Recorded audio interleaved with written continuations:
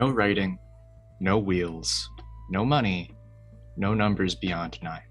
These are the black taboos, and to break them brings doom to us all. Welcome to Rival the Gods, a D&D 5e campaign set in Planegea, prehistoric setting by Atlas Games.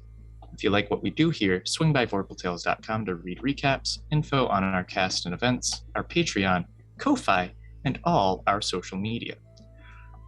Follow, maybe subscribe, and if you like the setting, it's on Kickstarter.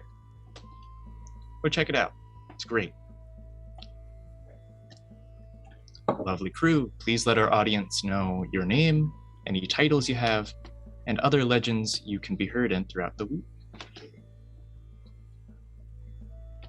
I am J3Billion, otherwise known as John on all of the interwebs and other things.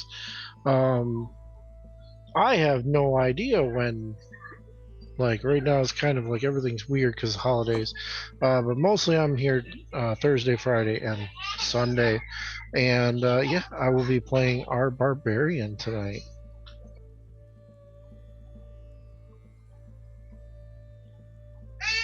Hello, stones very hard. my name is Jared. You can find me at the... It may be muted. Oh yeah, no, never mind. You can find me at Real Life Jared on the World Wide Web. And today I'll be playing your evil druid, as in this game. So next time you can find me is Dune. There you go. And hey, I'm Corey, aka Narf on the interwebs. And today I will be playing Alistair the Storyteller, the Chanter, which is Planegea's flavor of bard. And our Spellskin, our wizard, will be joining us at a later week. Yes, and I am Kisama, your guide for the... Please, Chanter Narf, can you please share with our audience? Yeah, once I remember which screen I left it in. Here it is. We find our party under the night sky. It's lit up brightly with stars as the clan leaders return from the hunt and ask us for the day's news. We relay that our group has saved the village's children, and we are now given the title, the Savior of the Children. While we regale the leaders with the news of the day, the shaman prepares to bless our meal, the night, and if we are lucky, provide some answers to our intrepid party over dinner. As the meal begins, Azra starts counting on his fingers the number of foes that have been slain, and says, 1,000. Pardon my large number. Because that's what comes after 9, of course.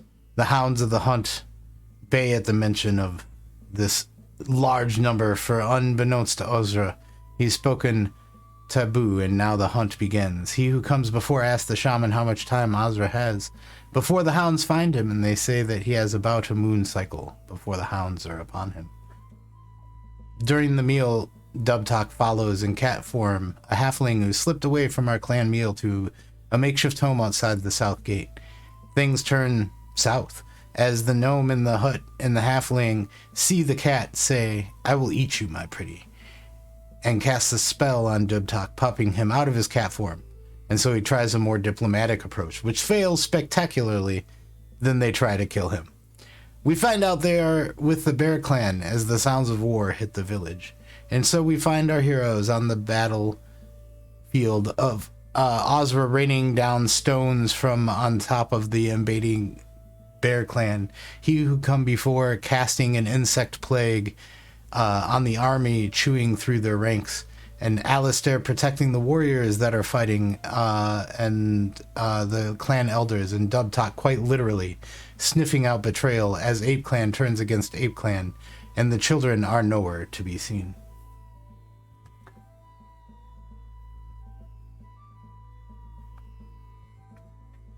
Thank you, J3, for providing the notes. I hope I have done justice.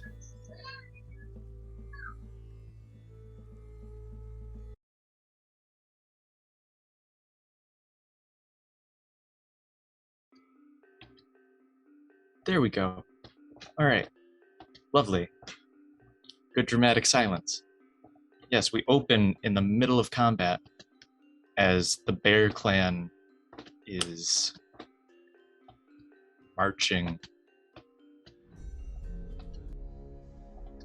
As it seems that you are holding off the invasion, holding back the bears, and dealing with your betrayers fairly easily. You all begin to hear a rumbling from beneath your feet as 5 bear-sized holes form in the ground, and large beasts with little stars on their snoots and long claws dig up from beneath you. Following them are humans and gnomes through the tunnel. And they begin to disperse and attack anyone who moves that is not covered in the bear colors. You see Elder Goop Goop being attacked by a handful of hunters, Elder Bighorn being attacked by bears, the shaman and her guardian being swarmed. Azra, from your high vantage point above the invading bear clan, you can see the tunnel bears emerge from the ground. What do you do? What? Tunnel bears. The tunnel bears. What the fuck is this? A wonderful setting. What the fuck is this? You pulled like bears out of it. They're like bears. That tunnel. Well, the tunnel. Okay. Now that we just got a bomb dropped on us by tunnel bears. So Azra took off and he grabbed one of the people by the neck as he was taking off because he was out of hammerstones. So he's got this guy with a hammerstone by the neck, and he's like, "What the fuck is that? What? Why? What? Bears do not belong underground. They belong in caves and shitting in the woods. Fuck you." He's gonna toss the guy with the hammer. As you toss him, he tries to get out a, "How do you think caves are made?" Not my fucking bears, they don't dig! Fuck you! He's gonna throw at the bear. This one hunter takes 46 falling damage. Half of it goes over to that bear, that poor bear. The hunter snaps a leg but is fine, and the bear just seems really like upset about this whole situation. He's just really angry. Both are still alive, just terribly, terribly injured. So are they on the... Okay, so where I was picturing it is we have a wall. A moat, a wall, yeah, sure, yeah. So there's a separating barrier. Let's call it a barrier. So that's more apt.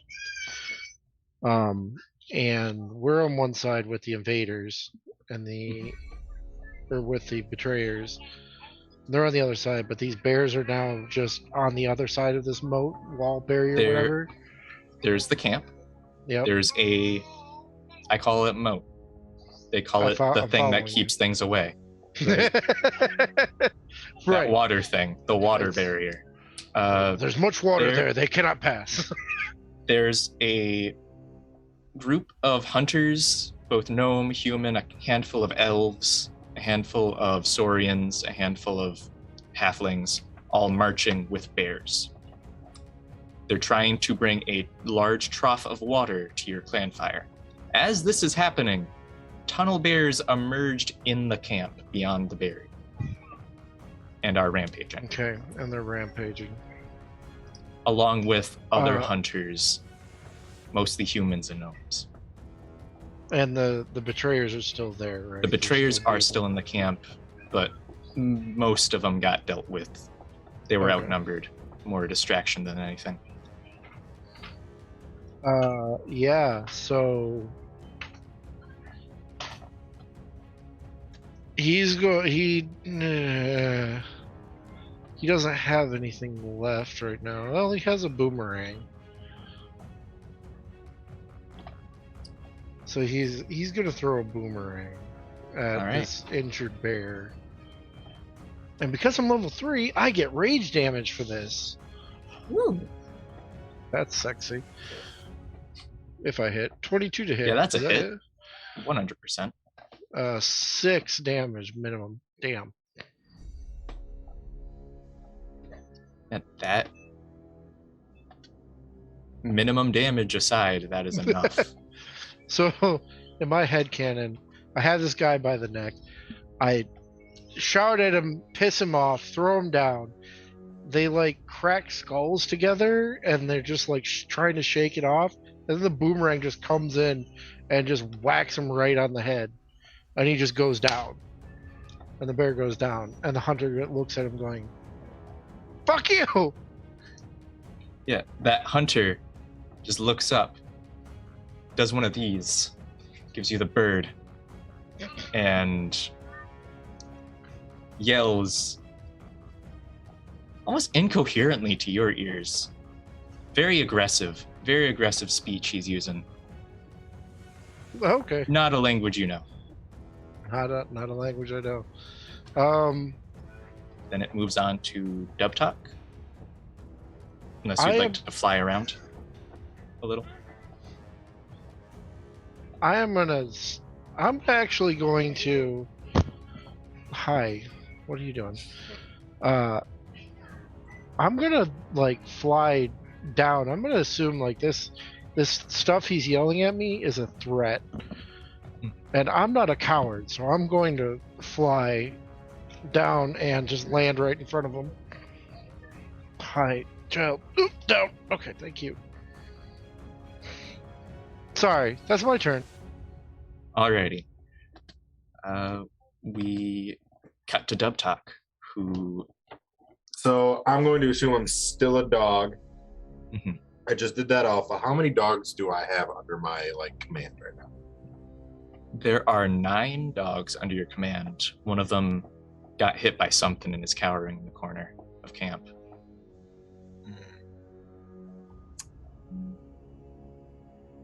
9 dogs. Mm-hmm.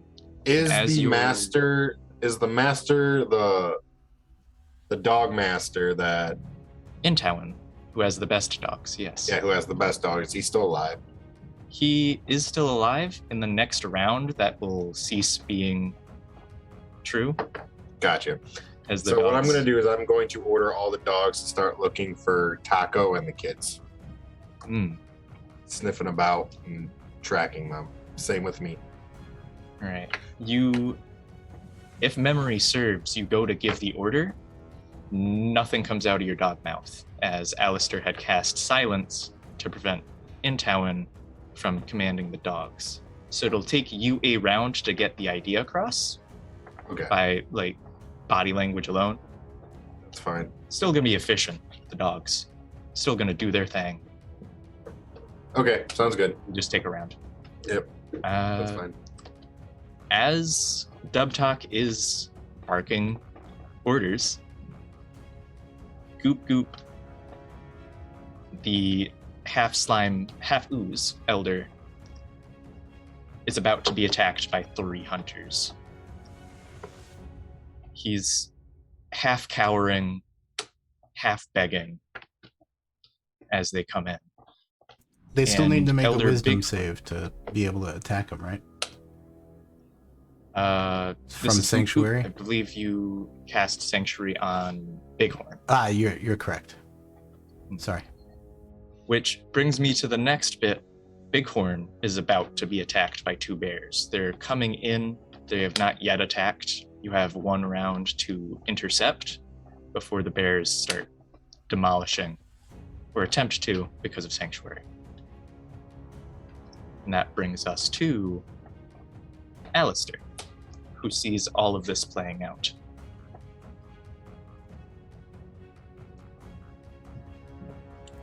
I think I'm going to use our other level 5 spell slot for our cleric spells from that ritual we did. And cast Summon Celestial to defend the 2 elders. Knew this was going to happen. Gotta flip through books, figure out what that spell does. I burned my entire collection worth of salt points and have enough for the GP value of the...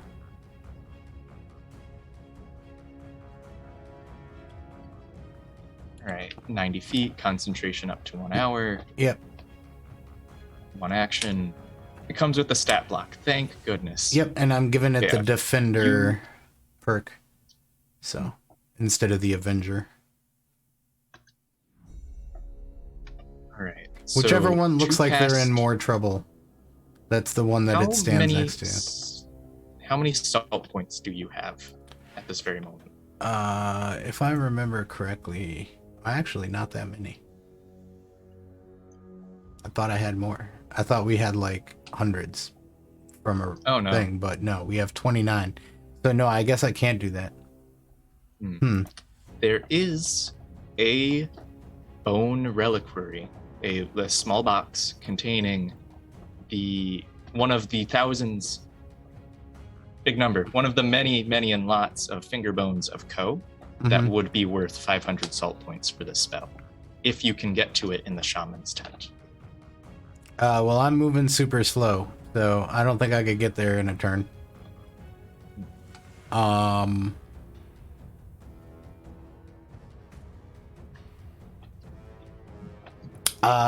send someone to fetch it for me. All right, you point aggressively at one of the hunters, one of your ape clan members who just finished off one of the betrayers who's screaming silently in the silence. You start pointing and trying to get it across. If you could please roll a persuasion for getting this across with hand signals alone. Sure. Silence. And that disadvantage because everything is Yeah. 13. Not hard to get the point across of like, go in there, please. Box. Get the finger bone. Bone. Box. Bear. Finger. Now. Bear. Yeah. Right. But no, so the silence was on where in town, it's only like 30 feet, so I don't think it would cover me necessarily. The camp is maybe 50 feet wide. Oh, okay. So Cool. That's half the camp right there. But yeah, one of the hunters nods after dispatching with the betrayer and starts running through combat to the shaman's tent. Silence is concentration, and I see that he took care of the dog problem, right? It'll be taken care of on initiative 10. Right, so immediately after your turn, Talon goes. So I'll drop the silence then after that happens and cast Guardian of Faith instead, since that's only verbal. A large spectral guardian appears and hovers. Any creature hostile to you that moves to a space within 10 feet takes 20 radiant damage on a failed saving throw or half as much on a successful one. And I'll put that next to the unsanctuaried. So Goop Goop gets the Guardian of Faith. Okay. Wow, this is a lot of power. Okay.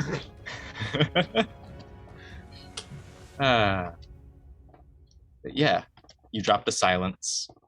Dubtalk howls, like finishes a howl halfway through, and the dogs hear after they deal with Talon to go look for Taco. And the Guardian of Faith, probably ape clam themed, right? A spectral guardian with at least 9 arms, eviscerates everything in 10 feet of it that's hostile. Everything. Don't even have to roll for damage, just everything? Question mark. I'm gonna remove the veil for a second here. I had planned 5 rounds of combat of events, and I think it all just got taken care of in one turn. You gave us too much power. Too much power.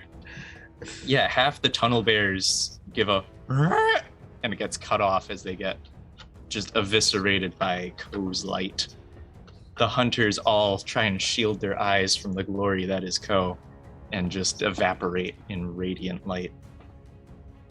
Does a guy in front of me get it too? Azra, in the distance, you first hear screaming, you hear a howl, and then you see a blinding light and just more screaming for a second, then suddenly silence. That guy in front of you sees this over your shoulder. So you silhouetted onto him. If this hunter survives, he is going to need a new pair of hides to wear. Big Ko's light be with you as well. And with that, who has gone before is still holding off the invasion with a swarm of spiders. And I throw my notes off the window because I like where this is going. Okay. Azra, it is your turn. So, after that moment of you talking a lot of big words, and I'm gonna take them as disrespect. And so he flies down, lands right in front of him, and takes one of his javelins that he had strapped to his back, and he goes, "Oh, so you would like to do this your way, then?" And he's going to shove a javelin in his eye. Oh. Do it at advantage. He's scared. He's prone. Yeah, that hits. 19. Please roll for damage. 8. He dead. He's holding his hands up. No, wait. Verka will make you pay for that. Talk a lot of shit. Falls limp, face first into a puddle that you didn't notice before. And Yeah, so I'm gonna look for someone with a hammerstone now. There's a gnome who grabbed a hammerstone trying to use it. It's too heavy for him. He's shaken, quivering in his boots. He goes to hand you the hammerstone, asking for mercy. I'm just going to grab it, and like, this guy is so pathetic. Okay. You should run! And I'm gonna grab the hammerstone from him, and I think that'll be my turn. Yep. And the gnome runs away. Like, yeah. Because fuck these guys. Oscar's on the ground now. Mm-hmm. Looking at an army. What's left of one? Azra, as you turn your attention to the army, you see in the stars another mural. Not one of you or one of your companions. You see the mural of a shepherd holding a crook, guiding a flock.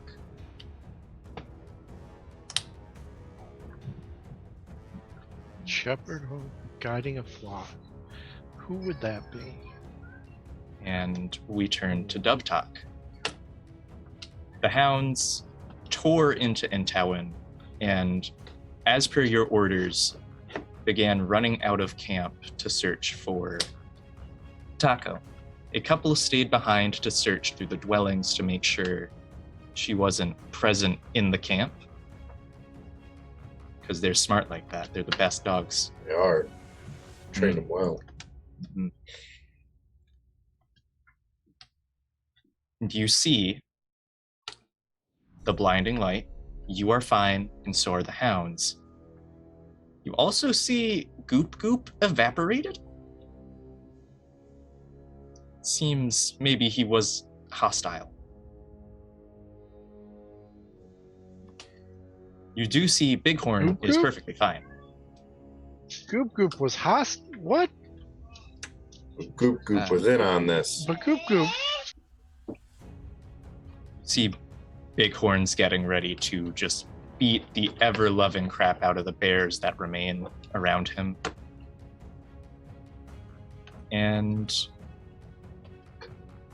yeah, the battle took a very rapid roller coaster swoop of a turn. Yep, I'm going to let him do that, and like I said, look for Taco and the kids, make sure they're safe. All right, please roll a survival check. Survival.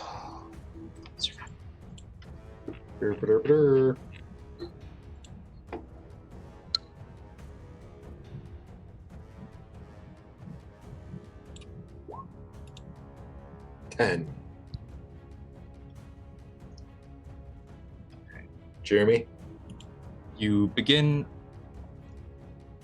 I'll assume, looking through the camp first, running through a dwelling or two, running over to Taco's hut just outside the border of the camp. She's not in camp. You can make another roll next turn to try and locate her outside of the camp. Maybe find some tracks. That's what I'll do.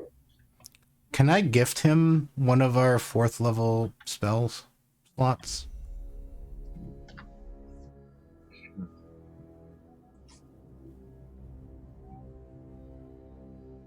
Because he did not participate in the ritual. Clan magic that ritual, makes sense. No. Nope. I'm tempted to say he can have the spell slot, but not the cleric spells.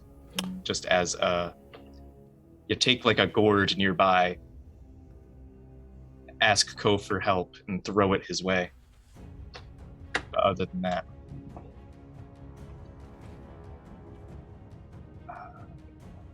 After Dubtalk's turn, Goop Goop's been evaporated. Bighorn slams a hammerstone into the side of one of the bears, and the bear falls. And Clara the shaman is holding her own alongside the guardian.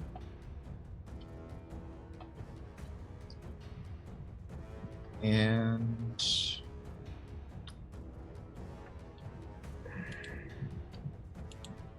it is at this moment the elder's dwelling catches on fire. This would be the dwelling right next to the dwelling that Alistair would be perched on. So if memory serves, you wanted to get a vantage point. And it is then Alistair's turn.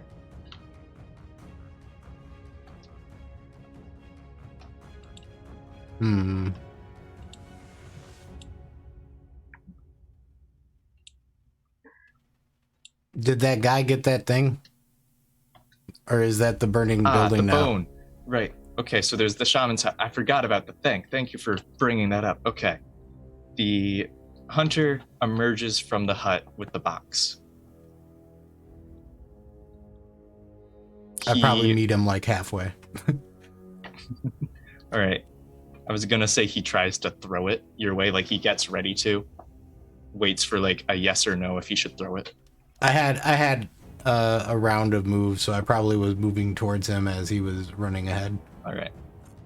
So, I'll get the reliquary and like concentrate on it and be like, we could use your defending guardians now, Ko, and like, because I don't think it consumes the thing necessarily. You just need it, right?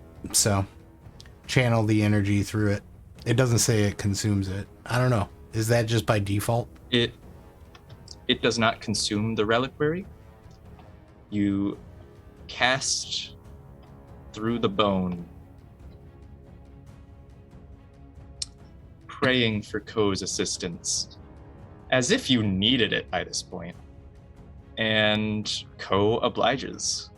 As the box opens of its own accord, the bone floats up, and in a second burst of light is a ape floating a few feet off the ground with way too many arms.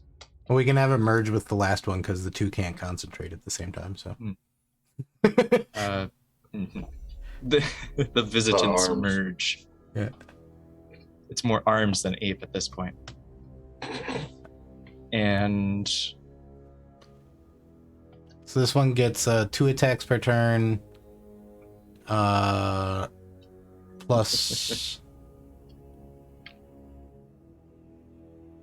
it's a +5 to hit and 1d10 +3. And also if it hits, it can choose to give any creature it can see within 10 feet of the target 1d10 temporary hit points. So anytime it connects with an enemy, it can give somebody like a 1d10 shield that is near that enemy. Mm-hmm. So there are, in the camp currently, I had a number. It's a big number. Right, okay. There are 21, were 21, now it's more like 18 hunters and 5 bears remaining. This guardian just casually stomps over towards 2 of the bears and with one arm just goes whomp. The other arm goes whomp. They're both done. And 2 hunters witnessing this nearby of the ape clan feel inspired by it and gain temporary HP. Well, that's good. And I'm just sitting there praying at the box, holding the concentration on the spell.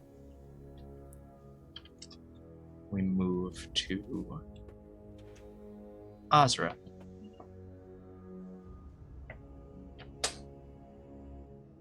Please roll a free perception check. Not as an action, just a quick roll. See what you see. I will indeed roll this thing they call perception. For 22. Okay. You squint your eyes, maybe use the hammerstone you just got as a visor to block the blinding light of the stars above you, all dancing and prancing around, singing tales of your glory. You see, on the horizon, more bears, some lions, some apes with scars all over them, hunters wearing various colors, and one man, maybe in his 20s, early 30s at most, a beard down to here, and he's just standing there, just watching. He's with all the celestial animals? He's with all these animals, these representations of the brother clans. And he's just watching. And he's just standing there watching all of this play out. From behind the battle line of this Bear Clan raid. Standing behind the Bear Clan.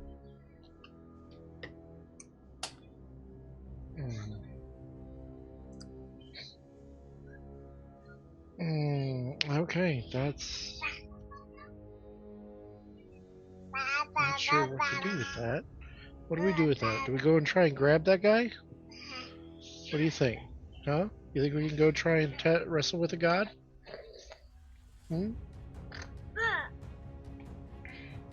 He says yes. Says yes? All right. He says yes. I'm going to, like, because it's weird. Allstar's only known gods to be visages of animals, right? Bear, lion, Bears, lions, fog can be a god. A set of tools, if enough glory is praised upon them, becomes a god. Certain locations, certain elements, a certain fire that everyone praises. These can all be gods. Never have you ever heard of a guy just becoming a god. No man or woman or child has ever just become a god. God marked, surely, but a god? No. So he's gonna, like...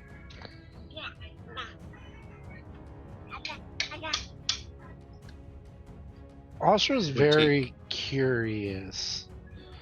He wants to fly and get as close, I think, as he can to whatever this visage is. It will take 2 turns for you to close the distance. He's a solid 200 feet away, and you can fly at 45 feet. Normally 90 feet if you dash. Yeah, let's do that.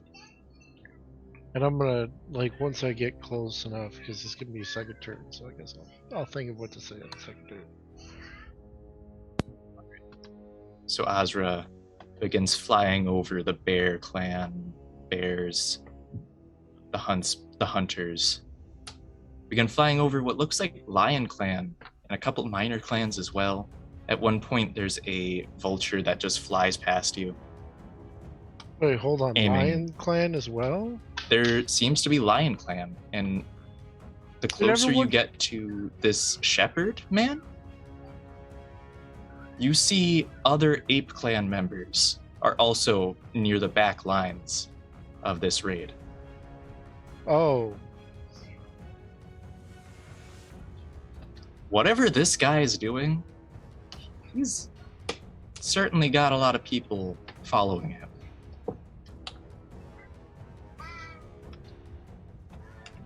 And okay, then can I make an amendment to what I want to do then? Well, just for the moment, like it makes sense to Allstar because he wants to investigate whatever the hell this thing is. Because like, there's no humans among the pantheon of gods. Like that doesn't make any sense. So he'll get up there and he'll see Air Clan, Ape Clan, Bear Clan, Lion Clan, all kind of like singularly focused on destroying what is left of his clan, his Ape Clan. And he's just going to turn around, curse at them, and like, I don't have time for a puny god. And like he wants to make his way back, and I believe he did see the water bucket that they had to come to extinguish our fire, and I want to try and see if I can't suss where that's at right now. The water trough is currently being rushed as quickly as possible through a swarm of spiders. It's the weirdest thing. You see one spellskin in the middle of this combat just tearing apart everyone that goes into this swarm. It's the weirdest thing. Huh. Do I know that's he who must not be named? Oh, that based on the spider mask and everything. Yeah. That's him. Yeah, he's got the trough handled. Okay. All right. Cool. I'm just going to continue. Yeah. No. Yeah. Continued march. It is at this moment that the chieftain has fought off her assailants near the edges of the circle. Seems like a couple scavengers tried to get the drop on her, but thanks to Ko's blinding light of radiance, they died almost instantaneously. And we cut to Dubtalk. Please roll a survival check to track down Taco. Okay. And I believe you actually do get a bonus for being in the form of a hound. True. Okay. How much is it? Yeah, you have advantage if you try to use your sniffer or your hearing. Okay, so how do I put advantage into the roll? Is it just plus 2? Just roll it, and we'll take the highest of the two numbers. Okay. Instead of the first number. 17. Yeah. So you get the scent, you find a path, and you start heading down the path made by Taco and the children. You do sniff out that Taka, Wodai, the others, all of those children from earlier that morning are with her. And you also hear the other hounds joining you, following your lead. First 2, then 3 more, until all 10 of you headed down the path. Okay. I'm gonna keep going. Elder Bighorn begins to just go systematically, intimidating every ape clan hunter he doubts is loyal by just grabbing onto their shoulders and asking very gruffly, "Are you loyal to Ko?" They usually nod. Any who shake their head just as a gut reaction, he whops over the head with his hammerstone, and they go down. Well, you better be loyal to Ko, because he's going to kill you. Be loyal to Ko. be loyal to Ko, or Ko will not be loyal to you. Speaking of being loyal to Ko, there is that celestial spirit that is also running amok on anyone who's not loyal to Ko, just instinctually knowing those who are not loyal to this tribe. Are you loyal to Ko? I think so. Whop. Sorry, this is great. I love it. We move to Alistair, who, while praying over the box, begins to hear screaming from the elder's dwelling. If you recall, there was a half-elf elder who, after Azra used the numbers too big to comprehend, ran into the dwelling. He's now trapped in the dwelling with maybe 2 other gatherers that had used the dwelling for refuge. Is there like a bucket of water nearby or anything like that? You can grab a couple water skins, but there's not going to be enough water to douse the dwelling. Kind of caught fire very quickly. You would, if I remember correctly, have access to a spell that would allow you to create water. If I also remember correctly, that is one of the lesser spoken taboos, creating food or water. So you could try rallying the tribe to help, maybe get that trough of water out from the strangest thing, those spiders that keep swarming over by the invading tribe. Maybe get that trough, bring it here. Or you could cast Create Water to easily put out the fire and get the hounds after you. Choice is yours.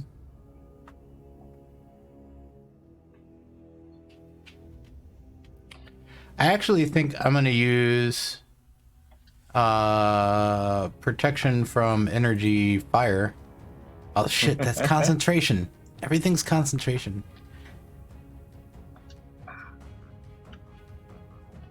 I don't want to end the 5th level spell, so we'll not do that.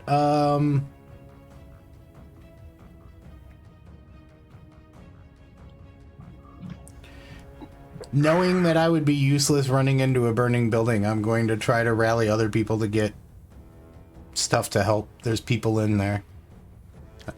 All right. Please roll a quick persuasion check. More to see how many you rally than if you can rally anyone.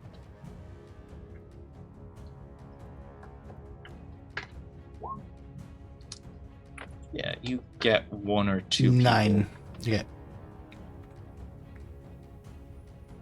You start yelling, fire, fire. Most of them There's just yell out, people we know, in we're there." trying to protect the fire. And then others actually understand that a dwelling's on fire and start running around to get the trough out from the spider swarm. Kind of fight off those who are pushing it into the spider swarm and bringing it over to the dwelling.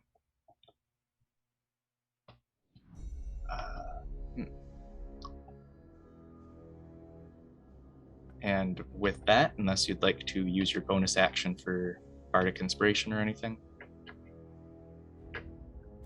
I mean, I've got one. I'll toss it to somebody.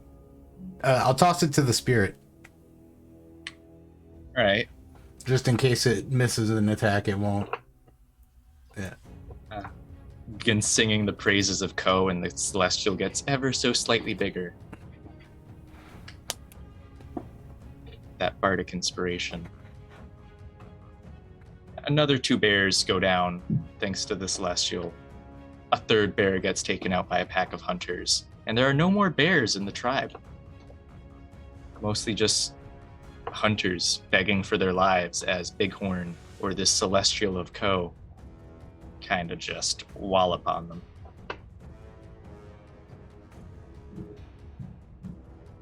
And flipping through my notes. As the round ends, you can hear the distinct roars of apes behind you as the ape cavalry is 2/3 of the way there to the tribe, as if you needed them by this point. We still have a very large welcoming party that we can send them into.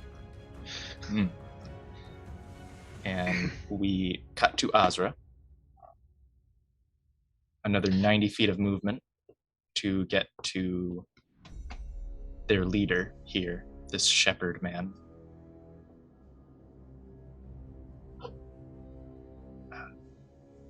Am I within like talking distance now, I'm guessing? Oh yeah. You see, as you get closer and closer, they have spell skins in their ranks. They have a handful of druids. They have sorcerers. They have warlocks wielding blades found in the deep dark caves, and one warlock who's part plant, just outright. And you get into talking distance with Verka the shepherd. And he just raises a hand, trying to flag you down to come closer. Well, I'm assuming I'm within like spell distance anyway, so it's not gonna do any good try and run away at this point. Asra doesn't know that though. Asra just thinks, it's like, all right, if he wants to talk, let's talk. Maybe I don't have to kill them all. Probably still gonna have to kill them all. Maybe not all of them. We'll spare the small one. The small one, like a little gnome with like daggers, dripping mud and blackness. He's like, Yeah, I will survive. I will survive. You're all dead.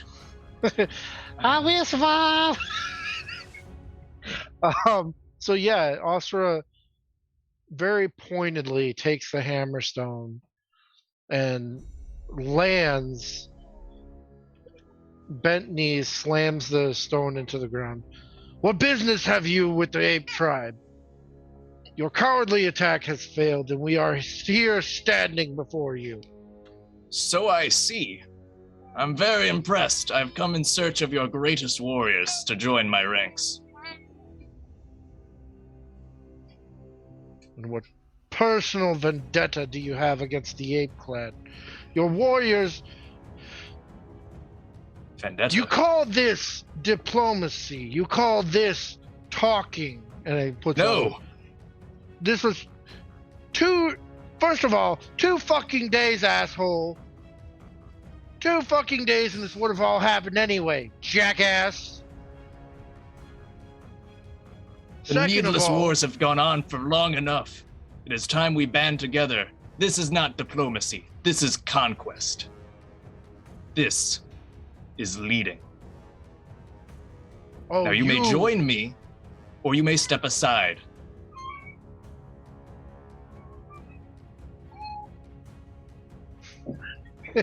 Oscar's so dumb. Oscar's so dumb. Oh my god. Okay. This is conquest, you say. This is war, you say. You have brought your honeyed words with your blades sharpened to destroy what I love and what is mine. You want the strongest warriors, the mightiest spellcasters of us. Then you shall have them, and I, Asra, will be the first. Face me if you dare. I'm gonna get obliterated. I'm gonna get fucking obliterated. Very well. And Verka the shepherd reaches his hand out, and someone just simply hands him a crook.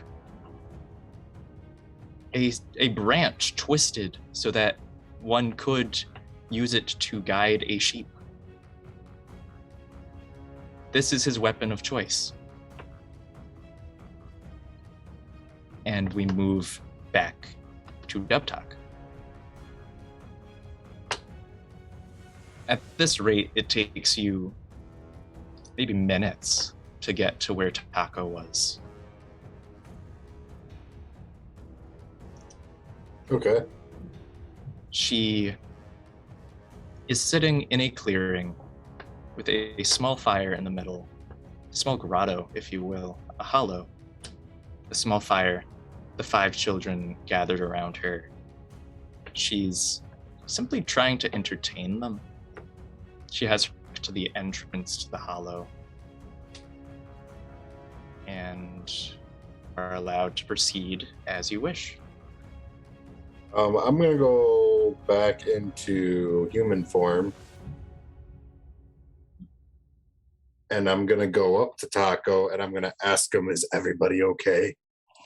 Now, as you enter the grotto, you swear that you made no noise as you walked in.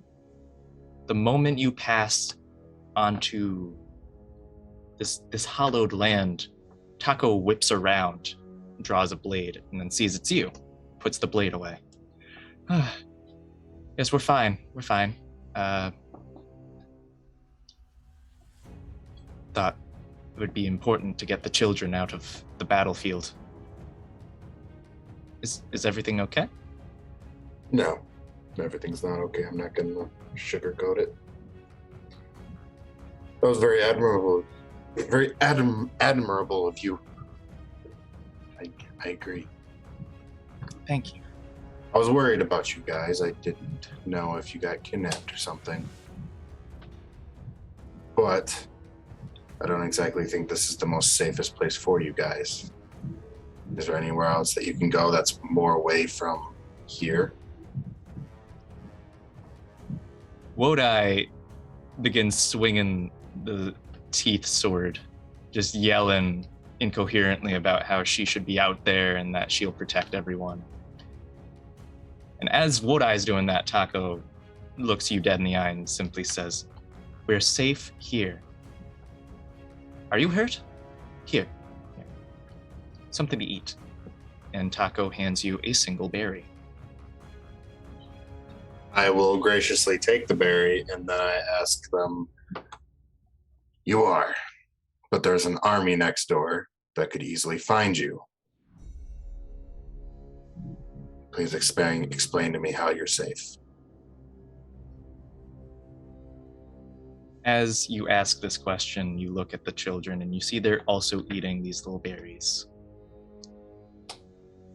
I'd like you to roll a quick insight check. Okay.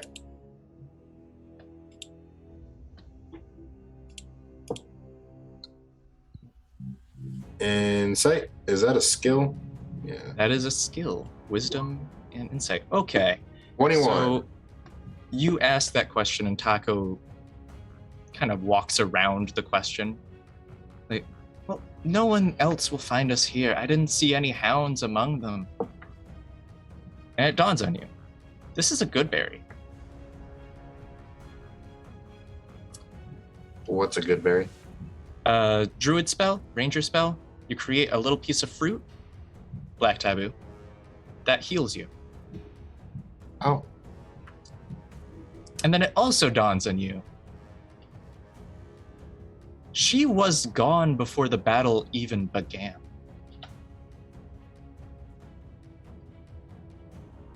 Did you know this was going to happen? Her face twists. She takes a step forward. No, I did not, but her eyes betray her. She knew. She so definitely knew. Why did you betray the clan? Betrayed. I've done nothing wrong. I protected them. I did what had to be done. Oh yeah? What? Take them out of their homes? Their homes are being burned as we speak. Have their parents killed by this army? It wasn't my decision for this to happen. Okay, then whose was it? Verka. Verka the Shepherd. He is currently... You wouldn't know who Verka the Shepherd is. He's currently the one that Azra is going to fight across the battlefield. Fight is a strong word. Taco then begins spouting off about how Verka will be the man who conquers the world and that beyond. Verka will guide us to a world without war, without suffering, without needing to cower beneath the gods. Please tell me you don't buy that absolute crap. Buy that. There will always be suffering in this world, whether through one ruler or another. The stars seem to disagree with you there. And she gestures up to the night sky, and you see the silhouette of Verka and the sheep surrounding him. The constellations above you. You also see the constellations of Azra getting ready to fight Verka. It's not going to end well. The stars are picking sides, swiping across the sky. That damned idiot.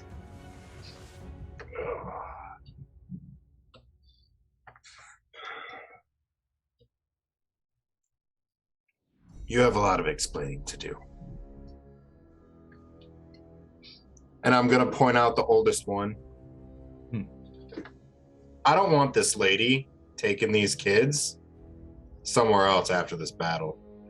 So I'm going to pick out the oldest one of the kids and be like, all of you stay here. And you're coming with me. I believe the oldest was Wodai, if memory serves. If not, she's the oldest now. Numbers above 9 don't exist. Pretty much. Or, I'm sorry, the one that looks oldest. That looks the oldest. Yeah. I'm going to say it's Wodai. She looks like she's fallen off enough hills to have battle scars. And I'm literally going to... Yes. I'm literally going to threaten her. Come with me, because you're not going to be with these kids alone. You're not taking them from this clan. Please roll an intimidation with advantage.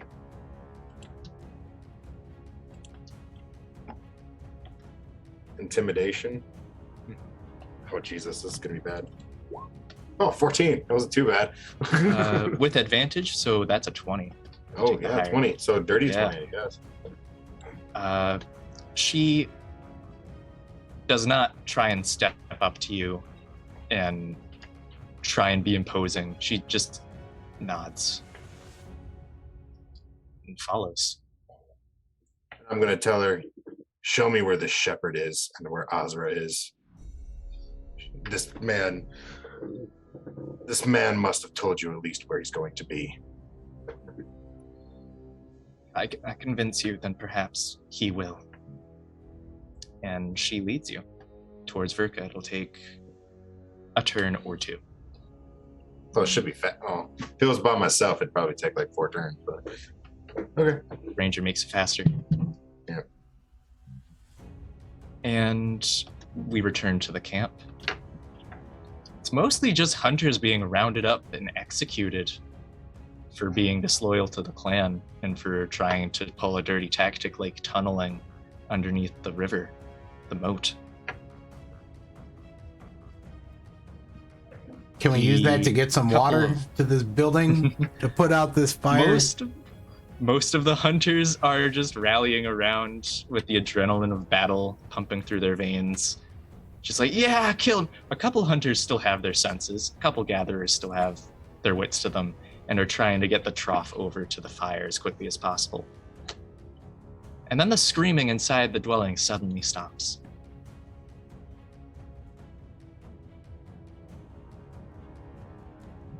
Alistair, could you please roll a free perception check? Sure. Someone dead.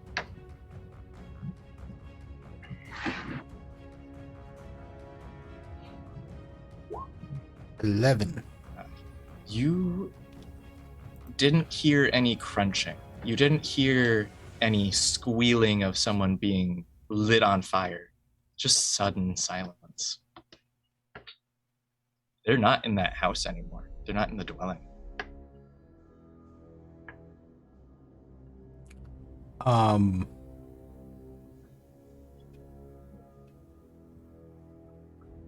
They've disappeared.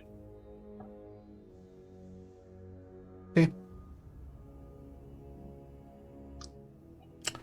Do I know who it was? It was Urshadai, the half-elf elder, who was in the dwelling for the entirety of this fight after Azra used a number bigger than 9.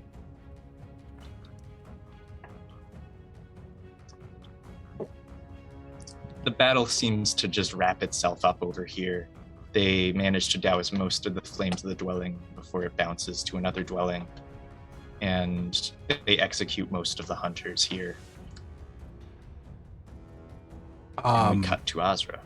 Unless you have an action. Yeah, no, if the guardian spirit, like if the need for it seems over, though, I could keep it around just for protection, since most of our fighters seem to have either switched sides or left. No, I think I'll keep it around, but I kind of have a plan of maybe asking he who's come before if the insect plague wears off to try to do a locate creature on this half-elf. Because they're not in here anymore. It's a 4th level spell, but it requires concentration, and I don't want to break concentration on the locate creature.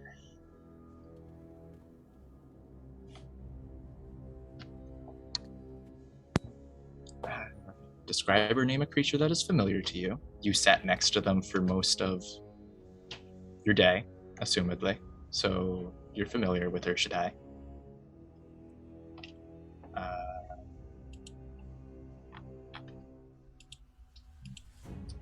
Sorry, I've blanked out. Who was casting the spell? You were asking someone else to cast it because concentration? Oh, He who came before. Who has gone before? Right, yeah. Yeah, I was gonna ask who has gone before to cast it. If we ended up, so that I could maintain concentration on the guardian spirit. So you ask he who has gone before, as he's like in the midst of stabbing one of the gnome hunters that managed to get through the spiders.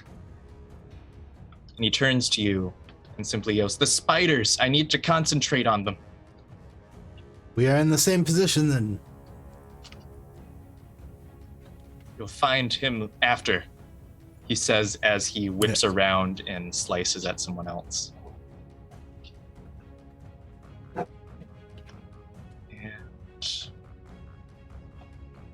we go back to Azra. But what if we didn't? Like, But what if we didn't? But what if we didn't? John is very scared. Is very graciously just standing there, weapon at the ready, to give you the first blow. Oh. Roll a weapon attack. It's gonna end so well.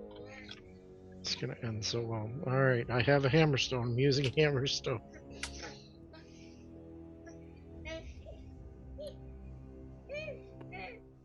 Recklessly, because why not? I didn't need it. 24 on a god. No god, just a man. A man. 24 on a man.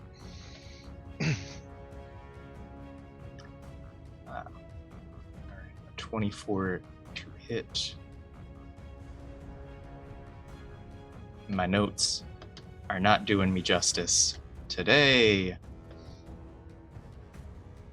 Yeah, you swing, you hit, you roll for damage. Okay. If you'd like. I mean, I'm fighting him, yes. I want to. 12 damage, please. Right, It's not nothing. It's not nothing. 12 damage to Verka. You, with this hammerstone, swing directly into his stomach with just a thud. Does not even wince. And that's when Ulcer knew he fucked up. Bonus. That's an action. I don't think I have a bonus action yet. So yeah. Yeah. Verka simply smiles at you. Well. And at least you're doing better than your underlings. That's a laugh of terror, by the way, in case anyone was. It's the nervous laughter of success. It's the I hit him. I did 12 damage and he didn't flinch.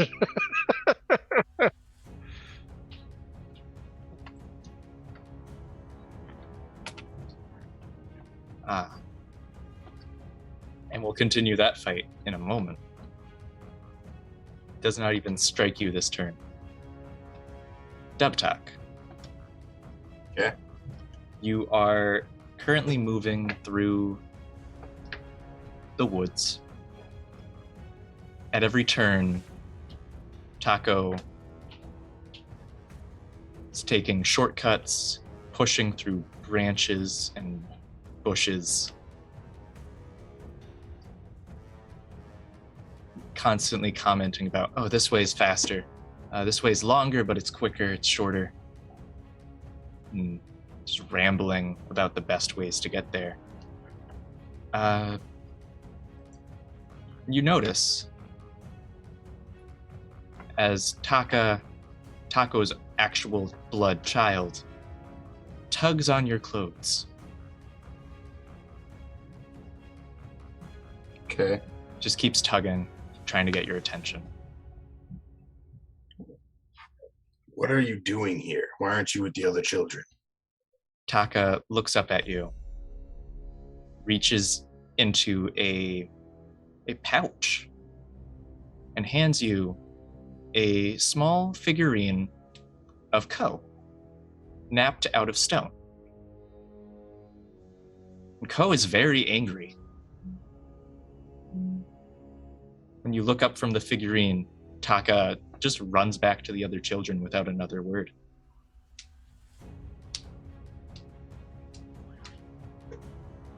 And with that 21 insight from earlier, just bleeding through here, you are aware that this is the exact image that you found on the cave wall earlier that day. The cave wall that was a Spellskin's mural. Wow.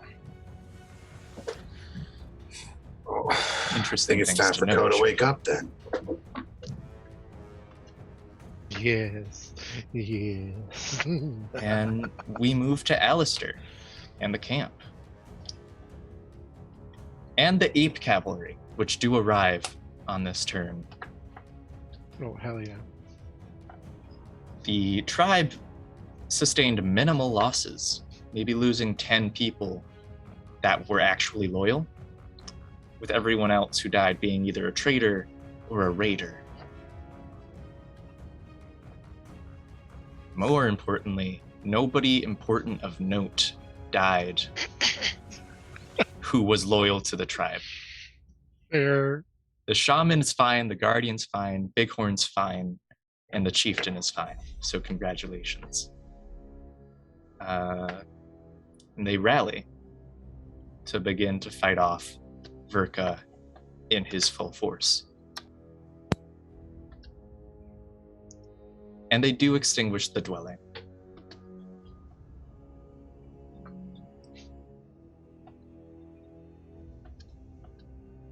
They do extinguish the what? They extinguished the dwelling, the elders' Oh, dwelling. okay. I thought you said they just what?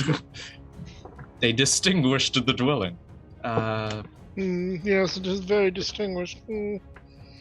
Yes. Cut back to Verka and Azra. Verka gets ready to swing the... Forget what I called it. The shepherd's crook. The shepherd's crook. Words. Gets ready to swing it around your neck to pull you to the ground. And with that, I think we'll go to break. Stay tuned. Damn it. Frickin' frick. I don't think Narf is back yet, so. Narf Just is made it right back. here. Oh, he is? Okay. Knuck right back in time for a break. Yep. We'll be right back, everyone. See you in 10. Be around 25 minutes after the hour.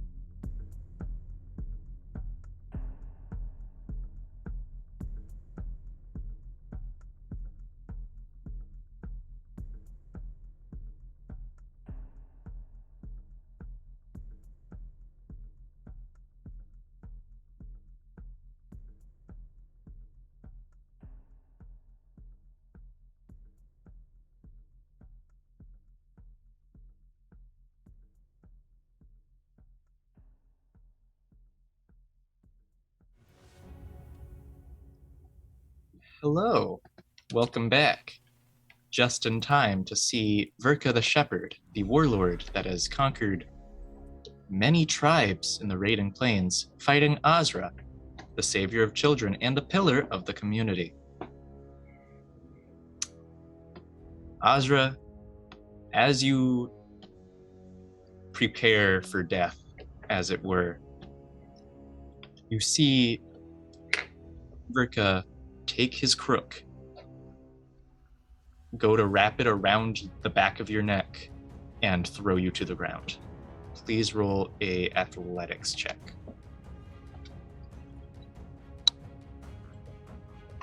John will do so very scared. 12 without advantage. I got a point. Can I just make that advantage? Yes, you may. Spend your inspiration 20? here.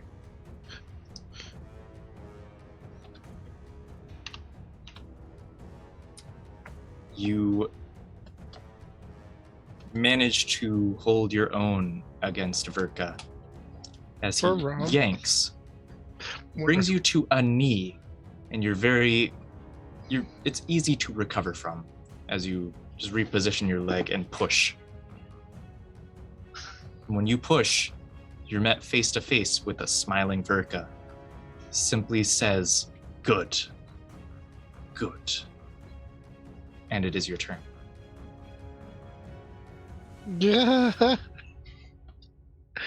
This guy's so fucking cool. Okay. He's gonna smile right back at him, chuckle. I haven't had this much fun in a while. And take the hammerstone and just shove it straight in his stomach. For a 23, does a 23 hit? Yes, it does. Another 12 points. Yeah. He, for a moment, lets out a but he's still smiling. If you weren't trying to kill me, I'd like you. And then he immediately swings with his crook out of round, out of combat, just steps out of the way. That's a nat 1. He swings, does a spin after he misses, takes a step back and strikes a pose to get ready to attack again. And we go to Dubtak, who has been led to Verka, the shepherd, and Azra. Because you are following Taco, nobody in the opposing army really pays you any mind. You see members of the Lion Clan, but they're a couple humans trying to herd a lion from the Lion Clan. You see Bear Clan members talking peacefully with other Ape Clan members as they're raiding an ape tribe. You see orcs covered in various tattoos. You see other druids, some even with horns sprouting from their heads, and they just wave to you as you walk by. You arrive to a circle of people witnessing Azra versus Verka, chanting whenever anyone hits, cheering at every blow. Okay. Taco just turns to you and says, "Witness the majesty of Verka. Witness the power. You have an action if you'd like to use it. For a spell, to run in and break up the fight, if you dare. Cheer. Could I do the thing that I want to do in the side? Ah.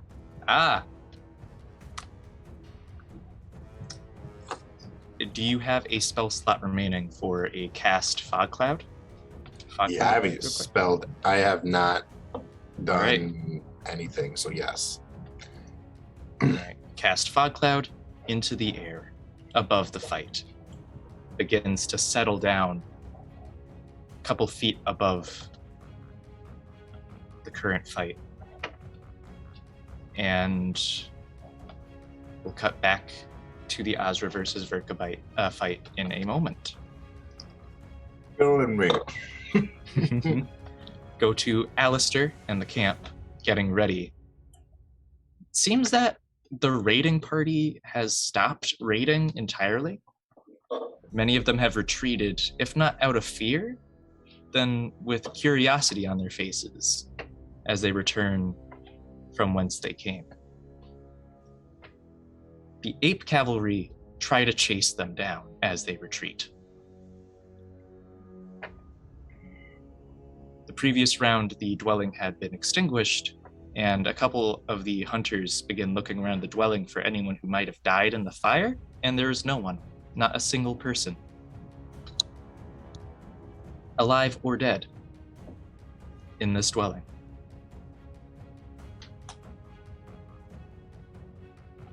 I let the other elder know that I'm positive.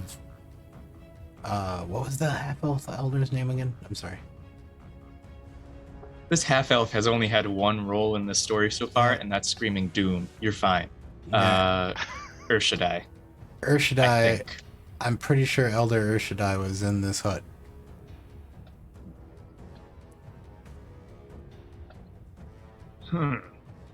But there's no one in it now. You perhaps suspect that this was an elven trick? Perhaps he returned to the dreamlands from whence his family came? And there's a couple elves kind of sitting in the group, hunter elves, and they kind of like side-eye each other, like, what is Bighorn on about?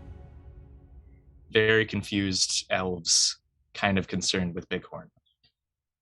Regardless, please roll an insight check.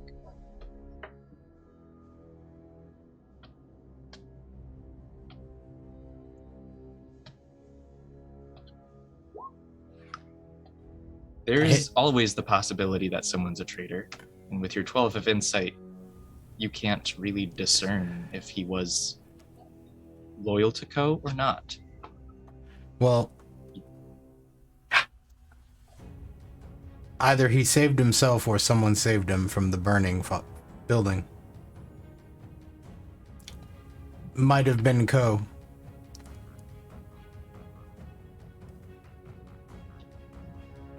Bighorn just looks up, nods, glory to Ko, and he walks off. And the elves are kind of whispering to each other, like, what is with Bighorn? Did he hit his head? That was weird. And before we cut back to the fight proper, Alistair, you can see in the night sky above where Azra was that there's a mural of a pterodactyl fighting a shepherd. It's quite impressive. We zoom in on that fight.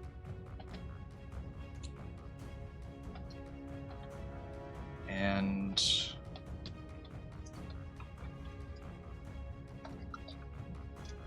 Verka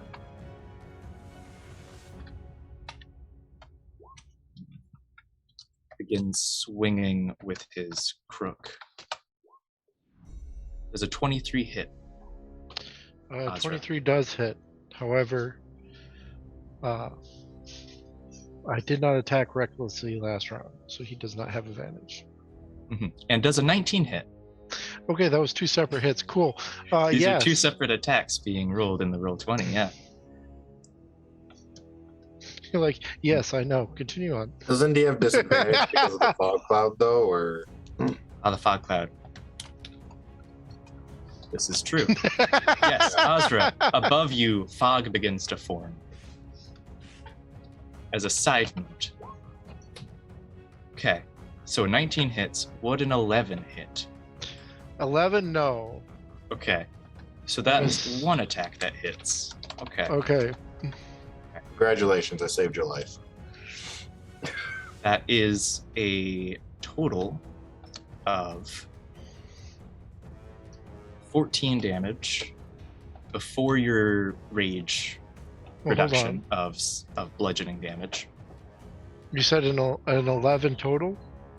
14 total. 14 total. Okay, yeah. 14 hits. So you said 14 damage before rage? Before rage, yep. Okay, so 7. As I'm up. Verka takes the crook and swings at your shin with a resounding crack.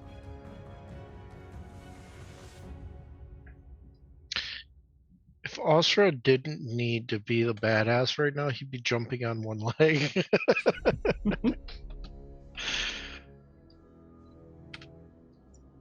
And it is your turn. All right. He's going to like see the hit coming, shift his leg just a little bit so that it doesn't hit on the side, because that would be real bad. And hear that crack, that smack of wood on, bone on wood, and you see the pain wince in his eyes, flash in his eyes, and he's going to take a hammerstone, and he's not smiling anymore, and just come down on top of his shoulder if he can. I'm assuming this is disadvantage for me as well. Yes, but if you were to reckless attack, it balances out. Yeah, I think I'm going to do that, because I feel like this round is important. So 23. Yeah, that hits. 9 points.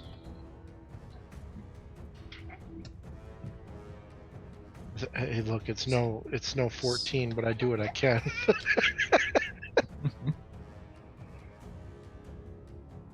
He takes it as if you just hit him with a stick. Fair.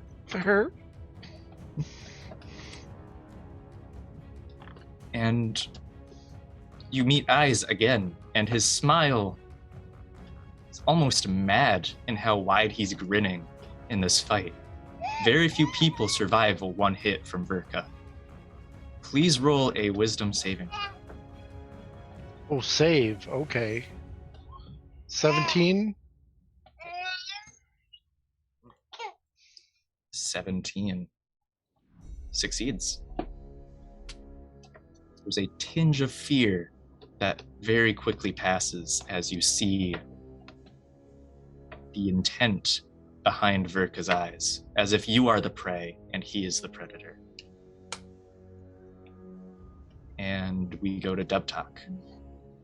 So, I also want to, while I'm doing this, I'm going to look over to Taco and I'm going to be like, I'm going to prove to you that the gods have no influence on our destiny. And then he's going to start with the fog cloud and stuff. Well, as he's doing this. So the fog cloud has been formed. Yeah. Please roll a religion check. Religion check. Oh, you're killing me. I hope.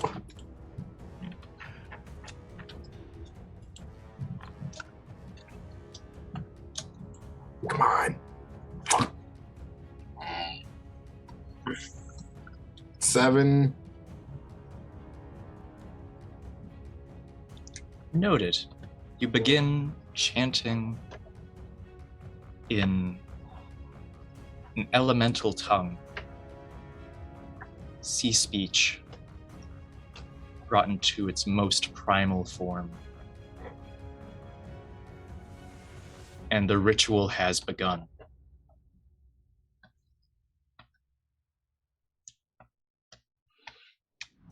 Cut to Alistair, back in camp. Sorry, one other thing.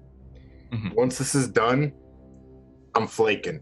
I'm out. Yes. If I can. Sprinting away. I am sprinting away once it's done. Now go. Right. Sorry. So, Wait, Alistair, what? back in... Why? Back in camp. You'll see. I shall see. You shall see.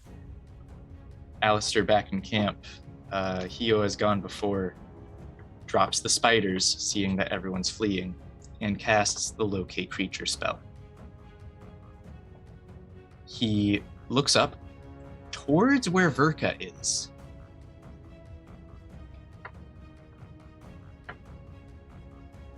Just points. He's over there. The Elder is over there.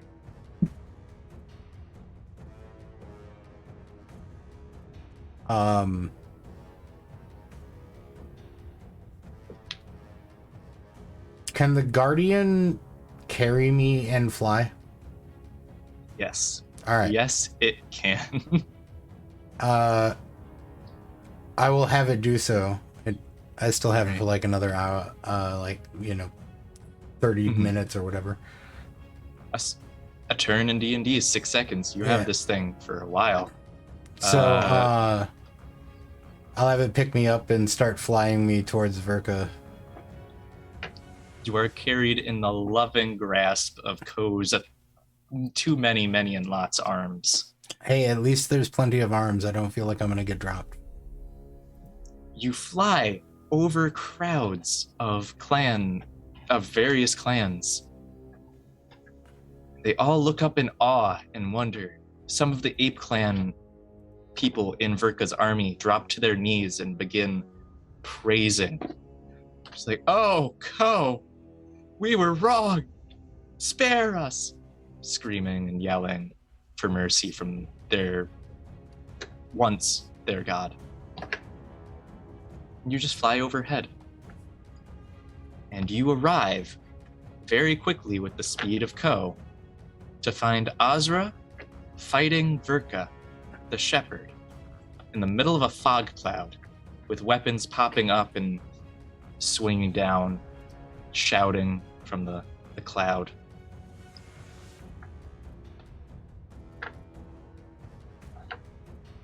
Please roll a perception check real quick. 10. I had just rolled one, actually. Assuming I was going to have to.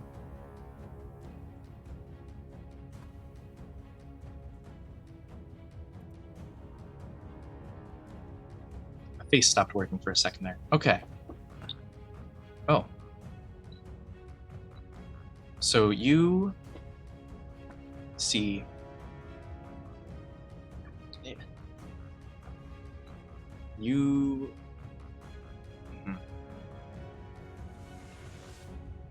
You see Urshadai in the crowd.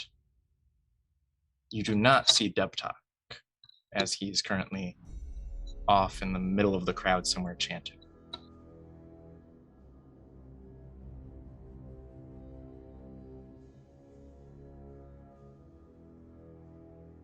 So sorry about that. Yeah, you do see the half-elf elder hiding among the crowd, chanting and cheering for Verka.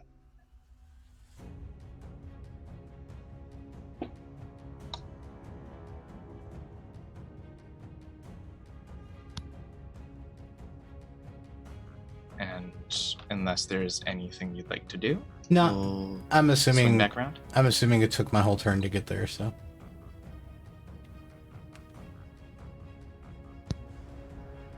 And Azra. Yes. You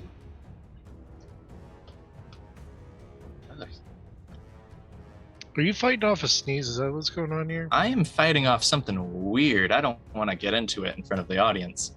Fair enough. Ooh. Anywho, Verka swings at you once more with his crux. His crook. It is the crux of my fate. The crook of your feet. The crook of my fate. Rolls a 9 to hit. But does not hit. And actually, I swung recklessly, so that would be an 11 plus whatever. Disadvantage still stacks. Wait, yeah. 11 plus whatever? You're right. When you're right, you're right. That is a 19 to hit. He has a +8? He has a +8. Yeah, that hits. All right.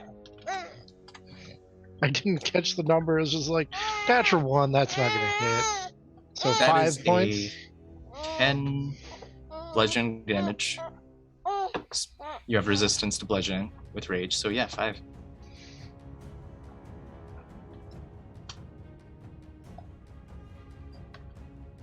For the audience, how much health do you have left? 20 out of 35. Out of 35. So I rolled really poorly on my last level up roll, but I rolled really great on my first one. So it all comes back about even. Alrighty. So it is then your turn. He's going to take this, and I believe this one lands right on his cheek, and you just see him like spit out little bits of tooth. You terrified me. And then he's going to swing a hammerstone at him recklessly, because why not? It still doesn't hit. I believe that's the first miss of the day. So he just kind of like swings it, and like Burka almost like seems to shift, almost move, and it just slams into the ground, kicking up dust. And you see like his mouth is bloody now, and Oscar's just staring this shepherd in the face.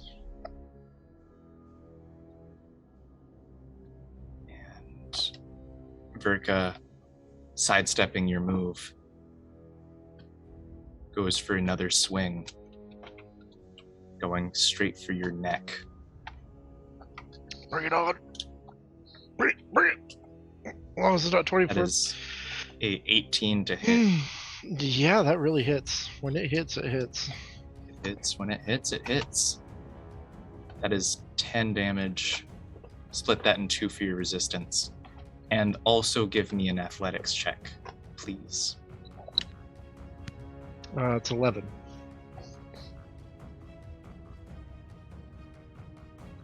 It's a 25 as Verka yanks you in, swings you around, and then pulls a dagger from the side of his leg. He's got you in a lock with the crook around your neck and knife overhead. And he just whispers into your ear, "Now surrender. Join me. Or die."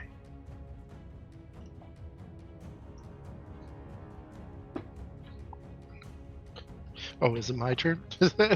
Are we waiting for a response, or are we cutting? Then we cut. The dub talk.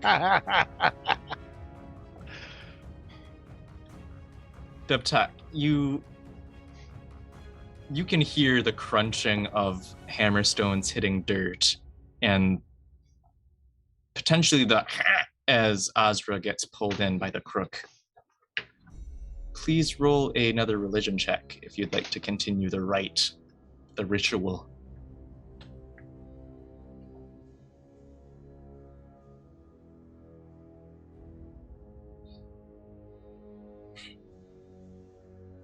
Oh, you're muted.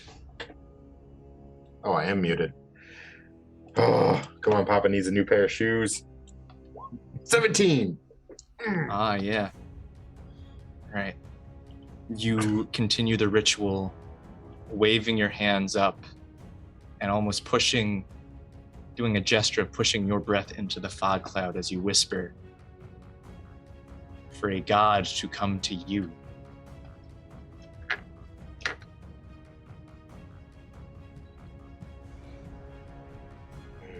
And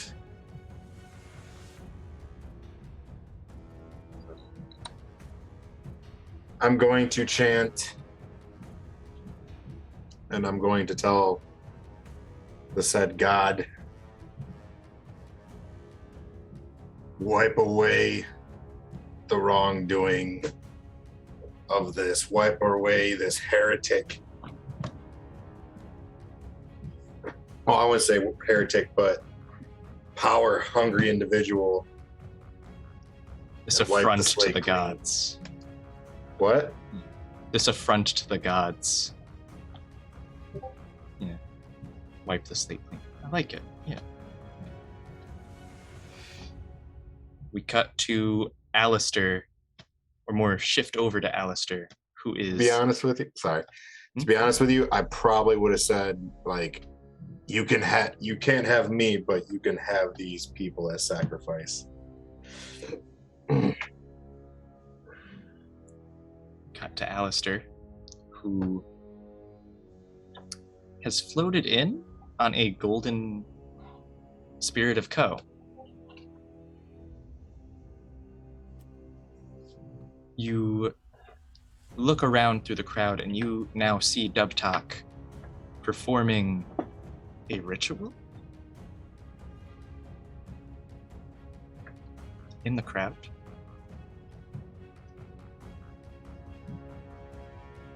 You also... So the fight is being obscured by fog, right? By the fog, yes. I'm curious if the depiction in the stars is accurate. Please roll a quick Arcana check to figure out what the stars are saying. Nothing is quick about any of my checks right now. That's a big whopping 4. You look up at the stars, and you could swear that it is some sort of... It's a monstrous. It's a feline figure. But it's tamed beyond recognition. It soars across the sky with sweet salt sprinkled all over it. Very bizarre, very strange. Right. The stars, they can be deceptive. This is not the fight at all. I got mesmerized by the neon kit in this guy. I'll get dropped off at the edge of the fog cloud and send the spirit in to find and help the pillar of the community. So, just for context here, Dubtak, you're doing a ritual, and then you see Alistair ride in on the avatar of Ko, get dropped off, and then the spirit of Ko rushes into the fog cloud before your very eyes. And we cut to Azra in the fog cloud. You've been given this ultimatum. What is your response, Azra?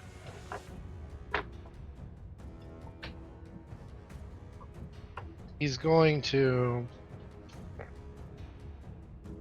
like, I'm assuming he has a second, and so the dagger's right here, and he's just going to grab, like, he's going to try and grab for the dagger, his wrist, and he's going to say, I do not, and foolishly or otherwise,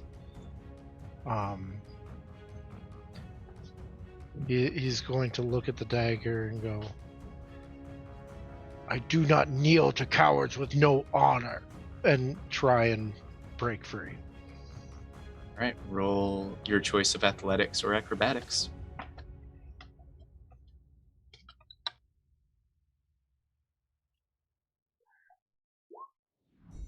17. And you miraculously step away, twist your head around the crook, twist his arm, and get the knife out of his hands. You have time to pick up your hammerstone. He grabs a hammerstone. You will not have an easy way to defeat me here, treacherous bastard. I assume that's my turn. That would be your turn.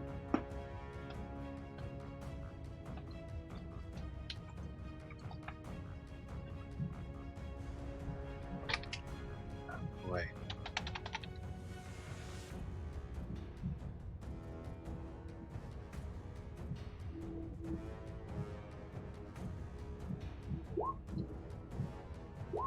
And Verka, enraged by your act of defiance, begins swinging rapidly, rushes towards you. One swipe. Oh. Yeah, one swipe right against your cheek. The next by your ankle. Does a 21 hit? Yep. Yes.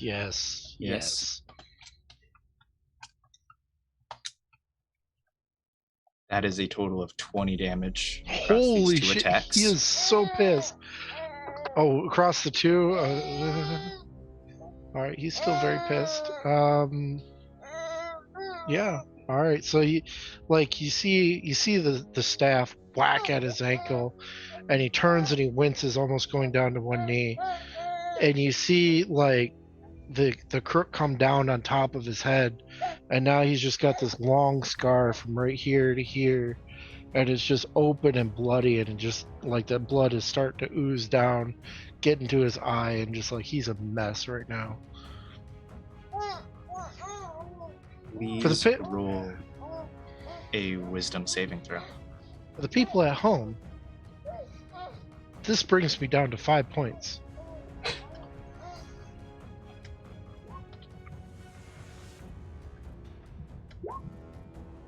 And a natural You 1. are terrified of Verka, gaining frightened condition for a turn.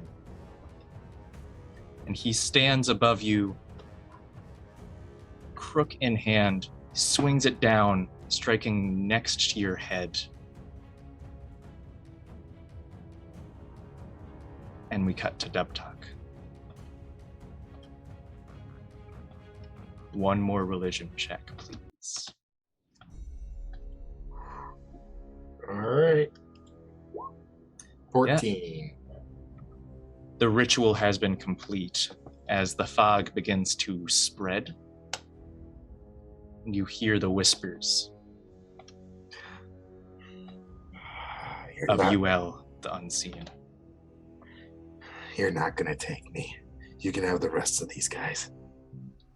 And I'm also gonna try to send a message using...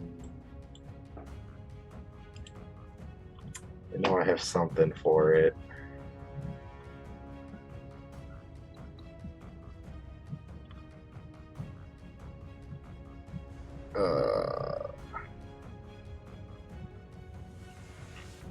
I thought I had it.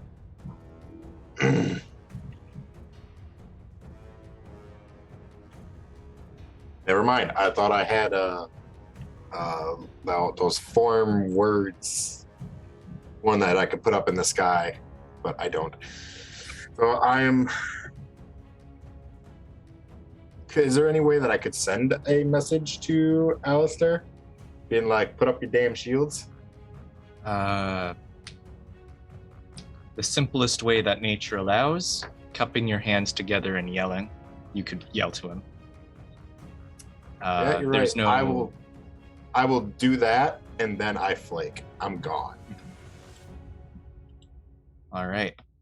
Go to Alistair's turn. As this spirit rushes into the fog. And does things that we'll get to after Alistair's turn. Yeah, you hear Dubtalk yelling for you to get out of there as the fog begins to expand and you begin to hear whispers, unintelligible whispers.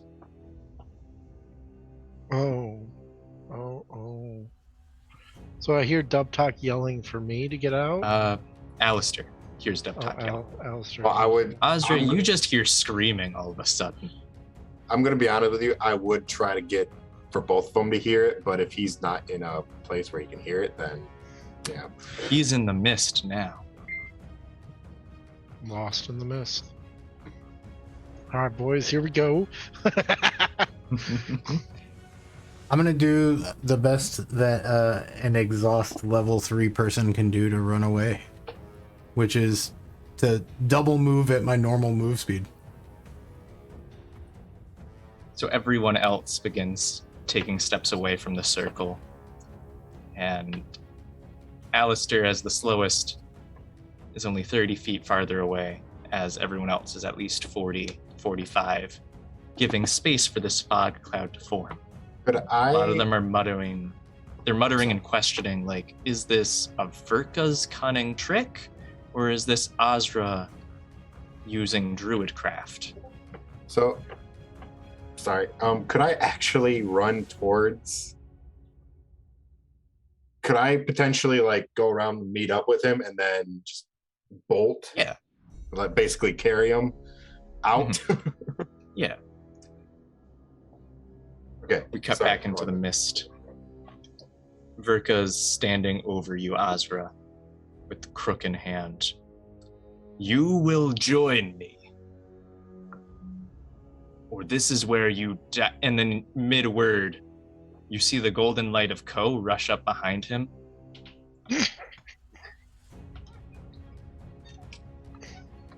I gave you its stat blocks earlier. Hold on. Yes. Yeah.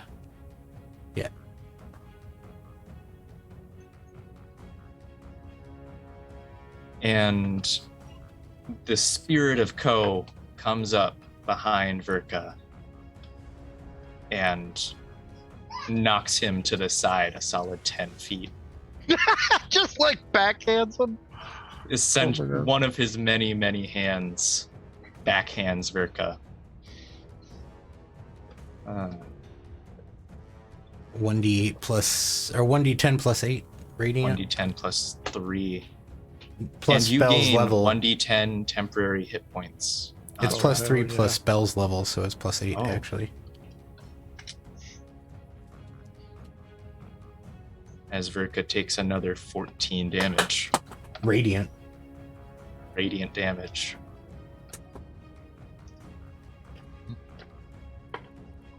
Hope that temp HP will help you soak another hit. Hopefully. They've been doing 5 damage on average hit. So hopefully one more round. That would be 8 temporary HP. For me? Unless you'd like to roll it, yeah. For you. Oh, I'm good with 8. You begin to hear whispers in the mist. Why have I been summoned? Oh, is it asking Austria? It's asking everyone. As far as you know, however, it is just you and Verka and Ko in the fog. Why? So he's gonna yell out, "Damn you, Verka, and your traitorous fog!" And he's gonna charge after Verka. Like he knows no other ways. All right. Please roll your attack. Recklessly, yes. In the fog, it balances out. Yes. So 16? 16. So does not hit. All right. You rush towards Verka, and he grabs your hand with the crook, just narrowly pulling your hammerstone away. My fog? This is not yours?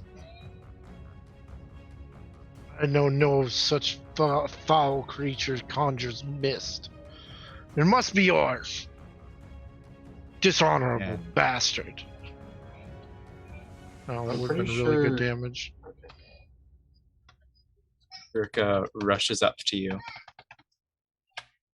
with an attack. 21 to hit. Yep, that hits.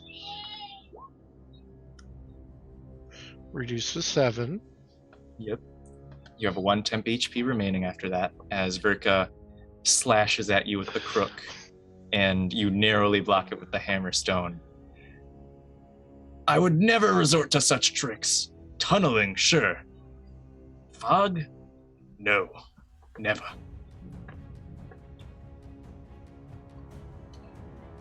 He says with a grin. You know damn well he would have if you thought of it ahead of time. Oh yeah. This is not him. This is like, can I get an insight check? Yeah. You don't even have to. Yeah. Boom, Yeah, you right there. know I have. Yeah. That's why I was like, Verka has no idea where this fog came from after you said it was his. He has no clue now. He's just as confused as you are. I will take you and your tricks with you. Damn them all to hell. 18 does hit. Verka does another slash and whiffs, trying to strike at the fog. Oh, the fog. Because this isn't his, this isn't yours, it's somebody's. They're not on his side, I'm pretty sure. God, am I gonna turn around and fight with Verka now? What the fuck is going on here? Yeah, cut to Dubtalk and Alistair. The two of you begin running as the whispers become stronger, the fog reaches out further. And it's all confusion until the fog reaches out, grabs someone by the ankle, yanks them to the ground, and pulls them in. Screaming the whole way until the person's in the fog and silence.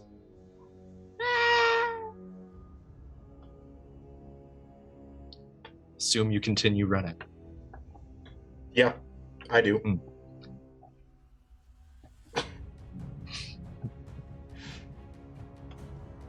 I am no longer afraid of him, right? You are no longer frightened. Okay. By the way, John, you get a boost. For what now? Bucky hell yeah. 6554 give you a boost. Yes! And Going after the BBEG, baby! go back. First, Verka starts swinging at the fog. Not gonna roll anything here. Swinging at fog. Azra. You hear, "If you did not summon me, then you will join me instead." Everyone wants you to join them for some reason. I'm You quite feel popular something- today. You're quite popular. You feel something tugging at your ankles and at your wrists. I'm gonna swing my hammerstone. Roll for an attack. He doesn't know what's going on. Let's be fair. Rolled an 8. Recklessly, but still probably 8. Yeah. Yeah, swinging into the fog as one does. You, following the swing, find that the hammerstone flies out of your hands against your will into the fog. Even you would know that some things should not be fought. This fog seems much bigger than both you and Verka combined. Whether you decide to fight it anyways, out of spite, is up to you. Well, Verka's Verka, terrified. I will be the bigger man and bow out and then run away.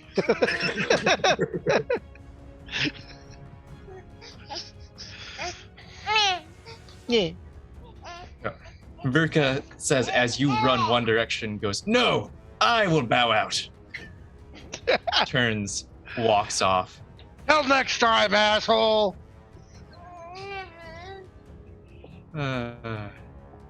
You hear the muffled sound of something in the distance.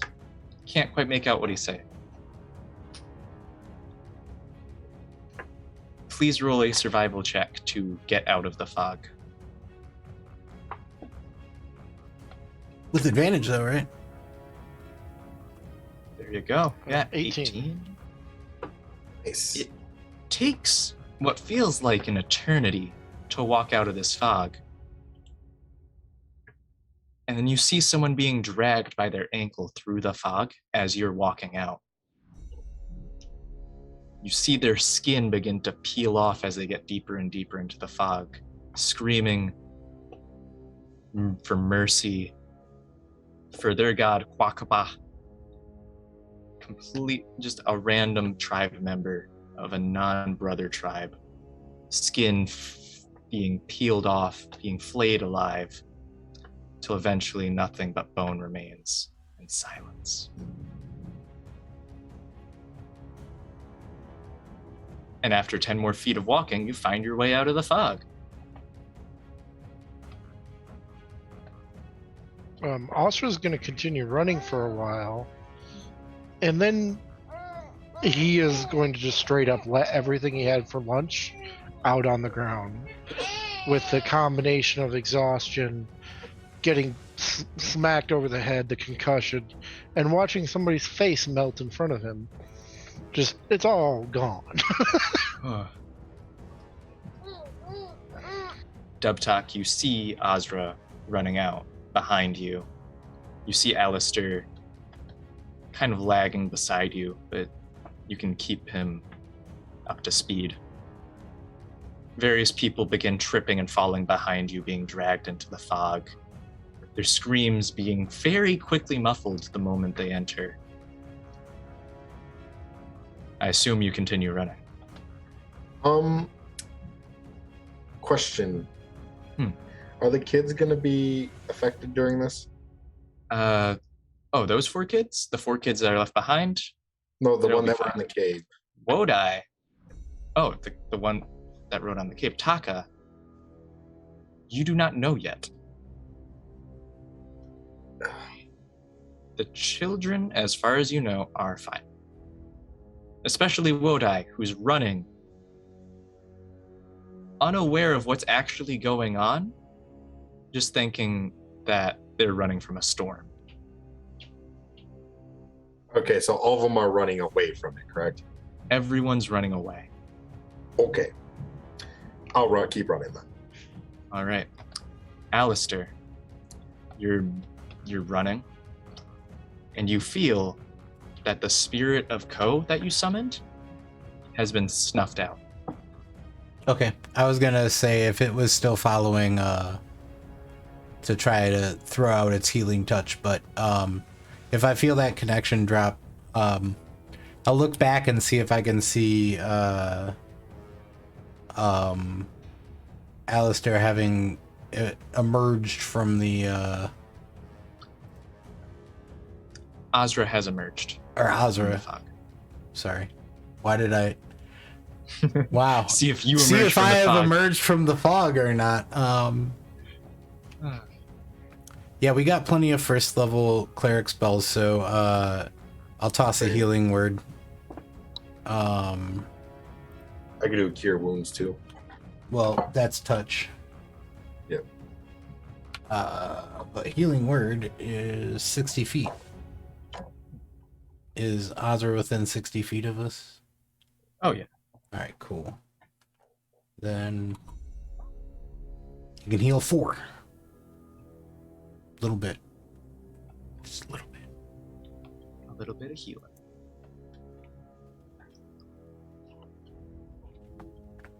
And the... Little bit's better than none. Thank you very much.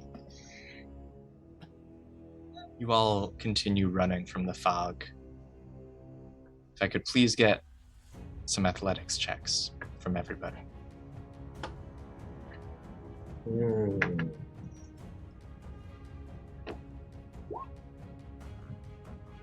Oh god, this is not my forte. Can I do a dex check? Acrobatics, if it's better. It is better, okay. Goes for Alistair as well, if acrobatics is better. It is, but... 19 for me. I have this thing called Danger Sense, which gives me ability, like, advantage on stuff like this. So, I will take a 16, please.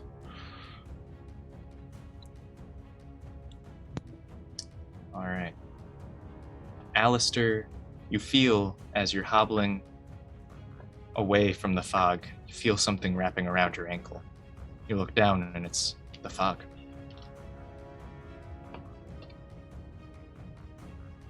You have 1 round to remove this tendril before Alistair gets ripped from your grasp and into the fog. Does everyone see this? Everyone sees this. It's like a thing that reached out to me, right? Mm-hmm. Like, so I feel something on the other end of it. Like, something's pulling. I'll use my last first level spell slot to hit it with a dissonant whisper.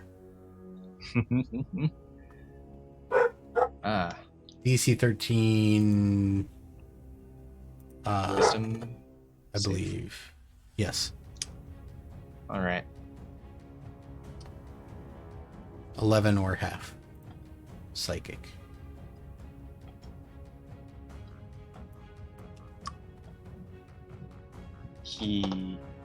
It passes. So 5 psychic. 5 psychic damage. And Azra, you are given an opportunity to save Alistair from the fog. Okay. The murder fog. The murder fog. Murder fog. Murder fog. Murder fog. I'm kind of fighting with myself on what is best. Grab Alistair or try and sever the tendril. I think I'm just gonna, because strength is my forte. I'm gonna give myself the most bestest chance for success. I'm just gonna like see that it's wrapped around his leg, and while we're running, just like grab him by the shoulders, wrap my arm around his waist, and just like fucking grab his tunic with my other arm and just fucking pull, just pull as hard as I can. Right. And Dubtalk, you see Alistair's been grabbed by the fog. What do you do? Do I see that they have it taken care of? It has not yet been taken care of. Azra is pulling, correct? Yeah, I'm grabbing onto Alistair. I'm trying to give Alistair like at least like advantage on a check or something not to be pulled in, or just a straight strength roll to get him the fuck out. Like, that's my intention. You see the two of them pulling, but the tendril is still latched around Alistair's ankle. Okay.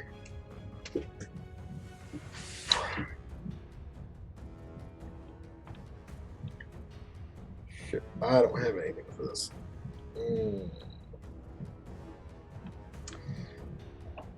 Actually, this is an element, correct? This is an element.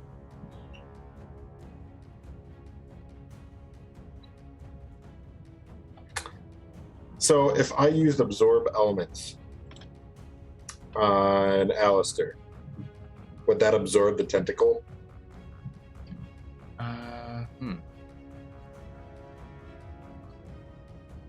The range of absorb elements is self. Yep. I will allow it. You will be able to reduce damage if there is any dealt to Alistair. Will it disconnect the tether though? No, not on its own. It'll make it easier, but okay, that's what I'm going to do then. I don't think there's any roll. It's just self, and it's just a thing that happens. Yeah, it's just a thing that happens. So, Alistair, please roll a either acrobatics or athletics check with advantage and disadvantage. So just roll a flat roll there.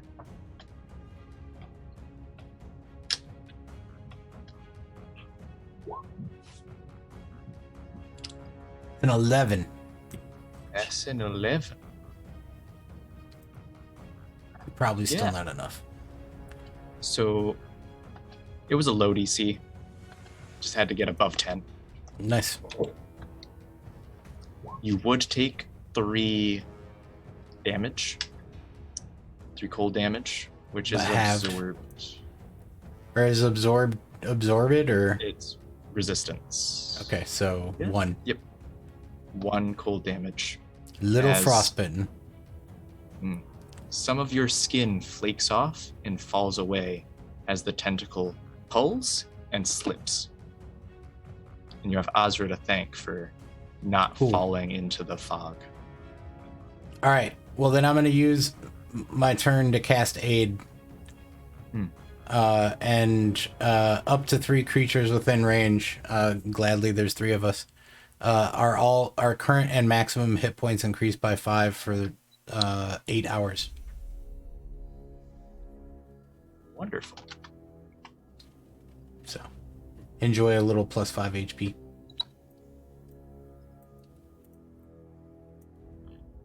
The 3 of you, through the chaos of everyone retreating from this small god,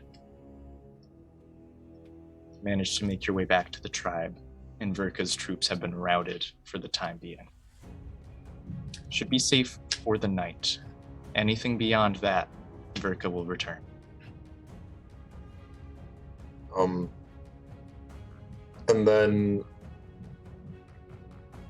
one thing you're going to notice about Dubtalk is that the scar that was on his eye got a little bit bigger. So it was here, now it's down all the way to his chin.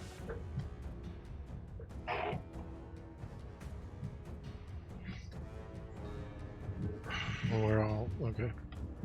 And first thing I'm going to do is I'm going to make sure that the kids are okay. So you go to find Taco with the assistant. Taco ran off to go protect the kids as everyone else was running.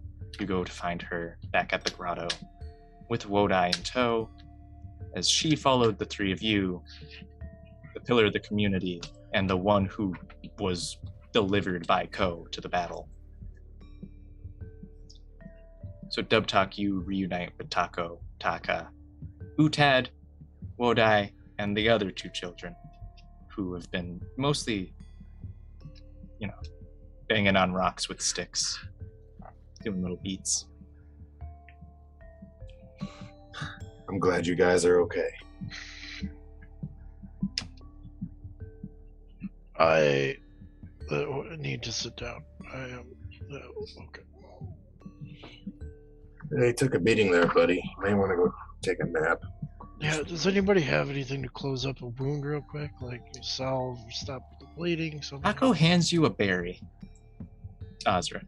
I also give him mine, because I don't think I ate mine. This helps. You asked for salves and they're just handing you berries. Just eat it. Trust her. I don't. No. Okay, trust. What does it do again? You gain 1 hit point and are no longer hungry. For each berry, so 2 hit points. Oh, I gave you a healing word, so that would have done that also earlier. So you had healed 4 points? Yeah. You just watch his little cut just starts to scab over. There's this gigantic scar now from right here on top of his head, and just looks like someone took a bat and just swung it at the top of his head, but it's fine. So you said they're just routed. They will come back? They will come back the next day once they regroup. We need to go and talk to the elders. Look over to Taco, and I'm like, I really hope I changed your mind about something today. And I walk away.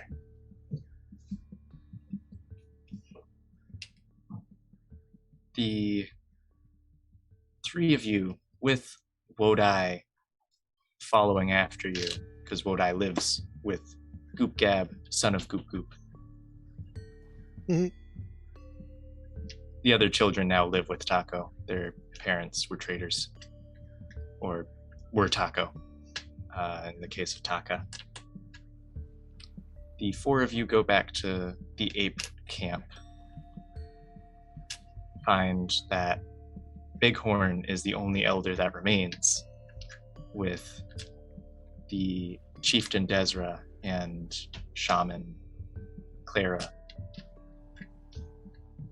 the last remaining leaders of the tribe, last remaining figures that this tribe can rally under.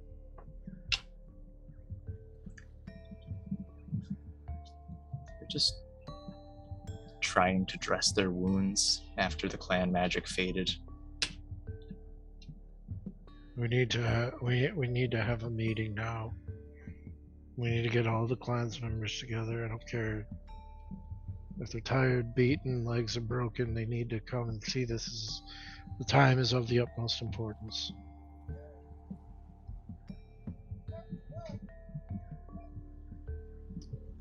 Bighorn looks at you, nods. The chieftain wants to say something about getting everyone into a group meeting immediately after the battle, but does not want to argue with he who survived Verka. Make that a title. That's a title? That's a title. He who survived Verka. Yeah, I love this setting. Oh my god, that's awesome. This is where your loot will be coming from for a little while. A lot of salt points. I'll be working out how many between episodes here. That's awesome. All of us did a lot. You're all getting new titles.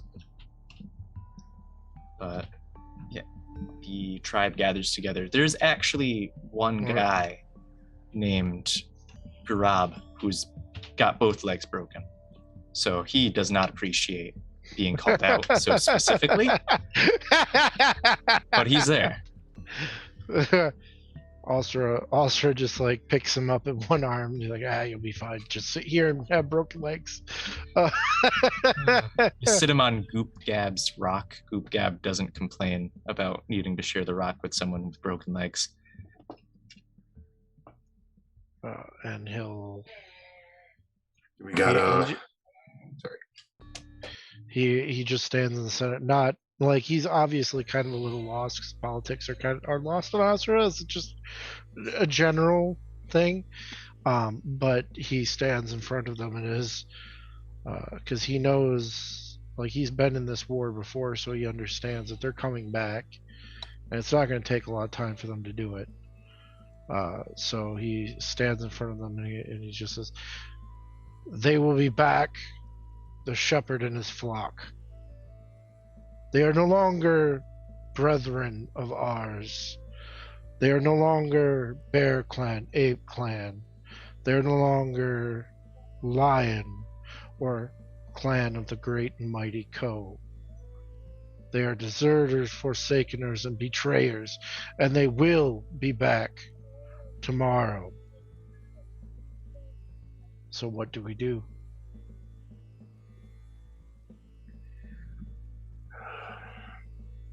I say we attack. Bighorn cheers. No one else cheers at that prospect. The chieftain looks at you, perplexed by the notion that they are ready to attack something that powerful. Says, "No, that's suicide. We'll all die." They have I too don't many. think so. Thing is right now they're in disarray. I feel like if we right now is our only chance, because it would be a surprise attack and they would be at disadvantage because it's at night. Someone goes to ask Alistair what they think, and he's just like passed out, laying down in the dirt. He's just sleeping, like, we're done here. No, I was at exhaustion level 3. As soon as we got anywhere near the campfire and we weren't at war, I just like fell asleep when someone was talking. That's But I get if you guys would want to do that. But right now would probably be the only time that their defenses would be weak enough to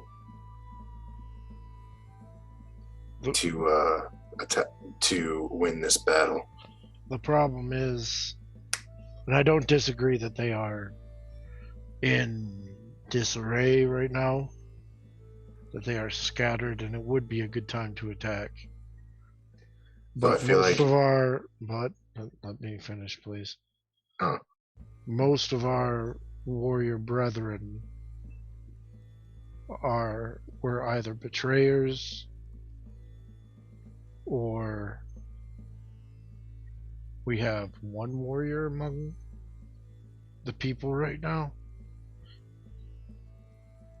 Look around the tribe and do notice that of the 20 or so hunters you had, there's only 8 remaining. Everyone else was either a gatherer or is unfit to... Oh, no. Oh, goodbye now. Oh, goodbye. Hi. Goodbye now. Hi, child. Thank you for grabbing my camera's cord. They're either gatherers or generally unfit to fight, be it having 2 broken legs or being too old to wield a club. All I'm saying is that we don't necessarily have to take it to the fight. I feel like we can use our magic as well too. If we call upon your god, I'm sure he could send apes or whatever. Clara looks up at you. There's only so much I can muster. That I need time to rest. We must move. Okay. We must move, and we must take the fire with us.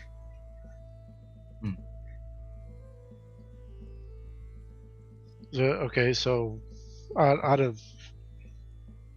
Like, I feel like this would have been a thing, too. Like, the elders of bygone elders would have had an emergency place for the ape clan to go, to this specific ape clan to go in case something happened.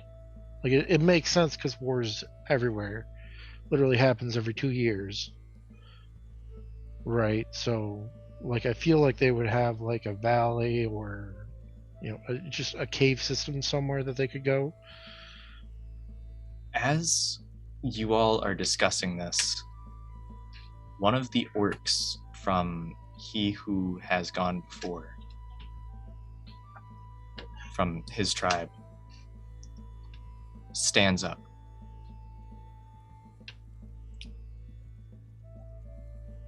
I suggest, perhaps, you can find refuge in our caves. How far are the caves? Many days that way. How treacherous is the journey? Not treacherous at all. Take the right routes. Out of character for a second. Do I know this guy? Do I trust him? So this is one of the orcs that came with Who Has Gone Before. Who Has Gone Before has come to this tribe over the many winters. Mm-hmm. So he's always been... I'm gonna give him an insight check just because Oscar's is really not keen on who to trust right now. 15?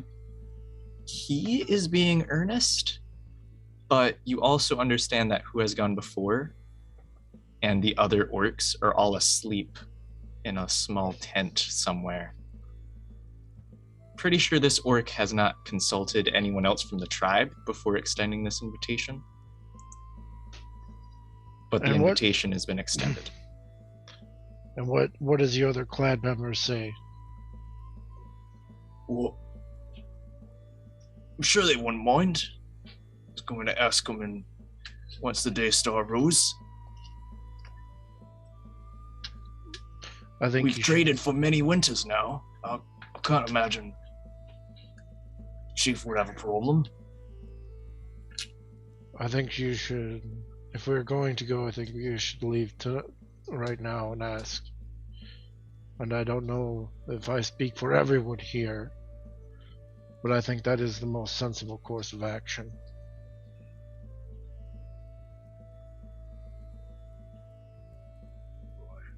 Also, all the dogs survived, correct? All of the dogs survived. They all came back. There's one dog that now has a little scar over his eye from when that stray rock just kind of hit him in the middle of the battle. Okay. He is now the new alpha in your absence. Can I become, like, am I the permanent alpha if I wanted to be? You'd have to challenge him, but you know that this dog in particular is not the bravest of dogs. One little woof and the alpha would step down very easily. Okay. You could just come in and be I'm the captain now. Yeah, I'm going to do that, and I'm also going to... Basically, I'm going to tell the dogs, you will escort these people anywhere you go. I'd have to go into wild shape first, but yeah, you know. The alpha just responds with, that was the plan. They feed us. As leader of the tribe of dog, I believe it is best that, right, they're having their own political discussion as everyone else is having their discussion. Everyone's nodding in agreement with the alpha, right? Good talk. The dogs have made up their minds. Back to the actual political discussion. The chieftain and the shaman. One dog in the corner is like, but I really love that tree. Right. I'm gonna miss that tree. The tree. My favorite tree. Oh, wait, I'm gonna go sniff it real quick. I'll be right back, guys. Goodbye, my dwelling, my home. As the dogs are politicking among themselves, the chieftain and the shaman have made it very clear that they need to move. Bighorn, however, is digging his heels into the dirt on the matter, saying that they attack tonight. And a couple of the hunters are rallying behind Bighorn. I am going to walk up to Bighorn, stone in hand. I'm going to pull out my stone, my hammer stone, like, as I'm walking up to him, grab my hammer stone, put it in my other hand. And I'm just going to use it as a walking stick, because he hasn't taken a shower. He's fucking bloody. He's a bloody goddamn mess. And he just looks up at him. You are coming with us, or you leave here to die. And you will not be taking any of the other hunters. We need everyone together. You will die out there. You understand this. And I will not have your death be the cause of this clan's fall. So you will stay with us. I am not saying that you will not have a chance for blood, for I want blood for myself. But we must see to the others first. And if you don't agree with me, you're going to have to step over my corpse to get out of this camp. Are we clear?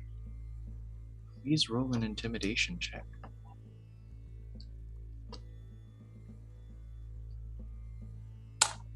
Seem to be doing a lot of that. 14. Bighorn scowls at you. You've become weak, Azra, putting the needs of these flesh things before your own. Then challenge me, boy. Boy. Elder Bighorn looks at you funny for a second. Fine then. Discuss it later. As he sits down, you notice that he does have a small claw mark by the back of his neck. He doesn't want to fight. He's just putting on airs? He's...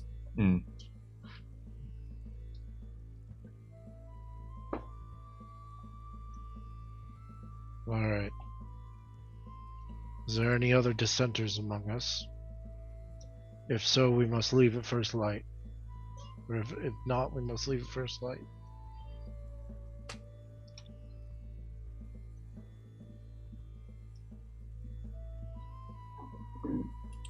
And the tribe nods along, begin packing up to sleep for the night.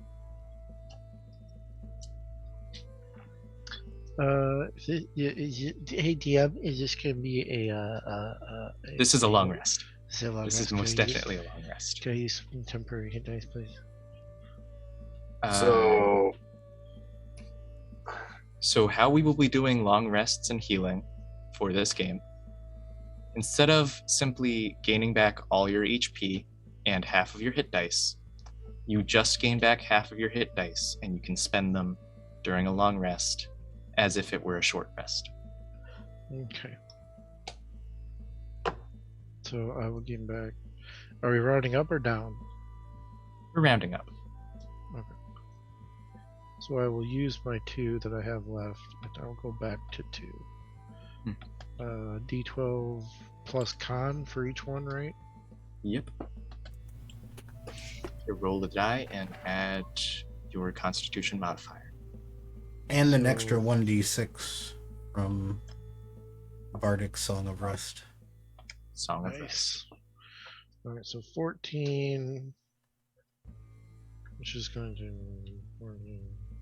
30. And then because you had Constitution twice, right? Once for each dice? Or just once? For each die. Yeah. Okay, so another 6 on top of that. Alright, and then you said D4? D6. D6 for Song of Rest. And another 4.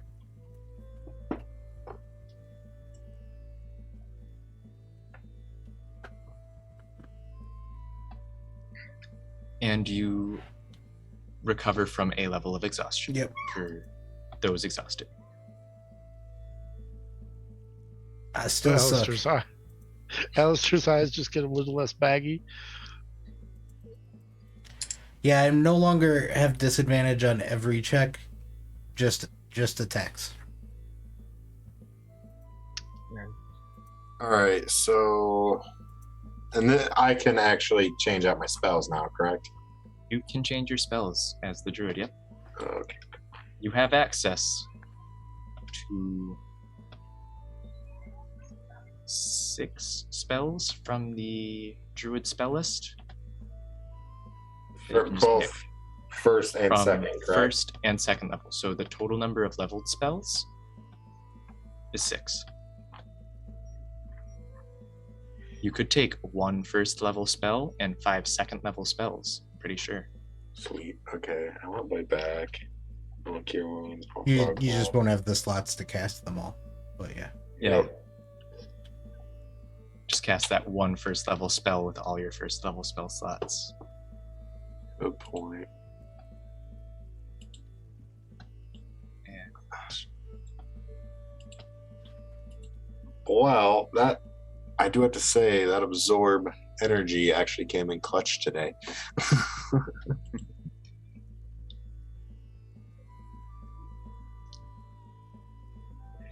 So, this is me talking about the table here for a second.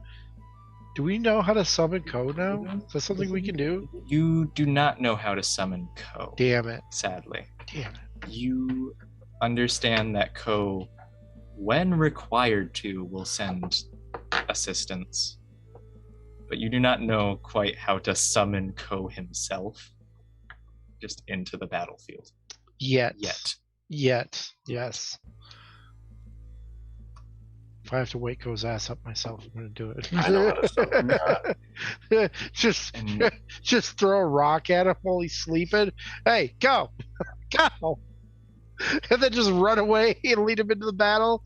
He's pissed off chasing me. He'll catch me, whatever. It'll be fine. It'll be great.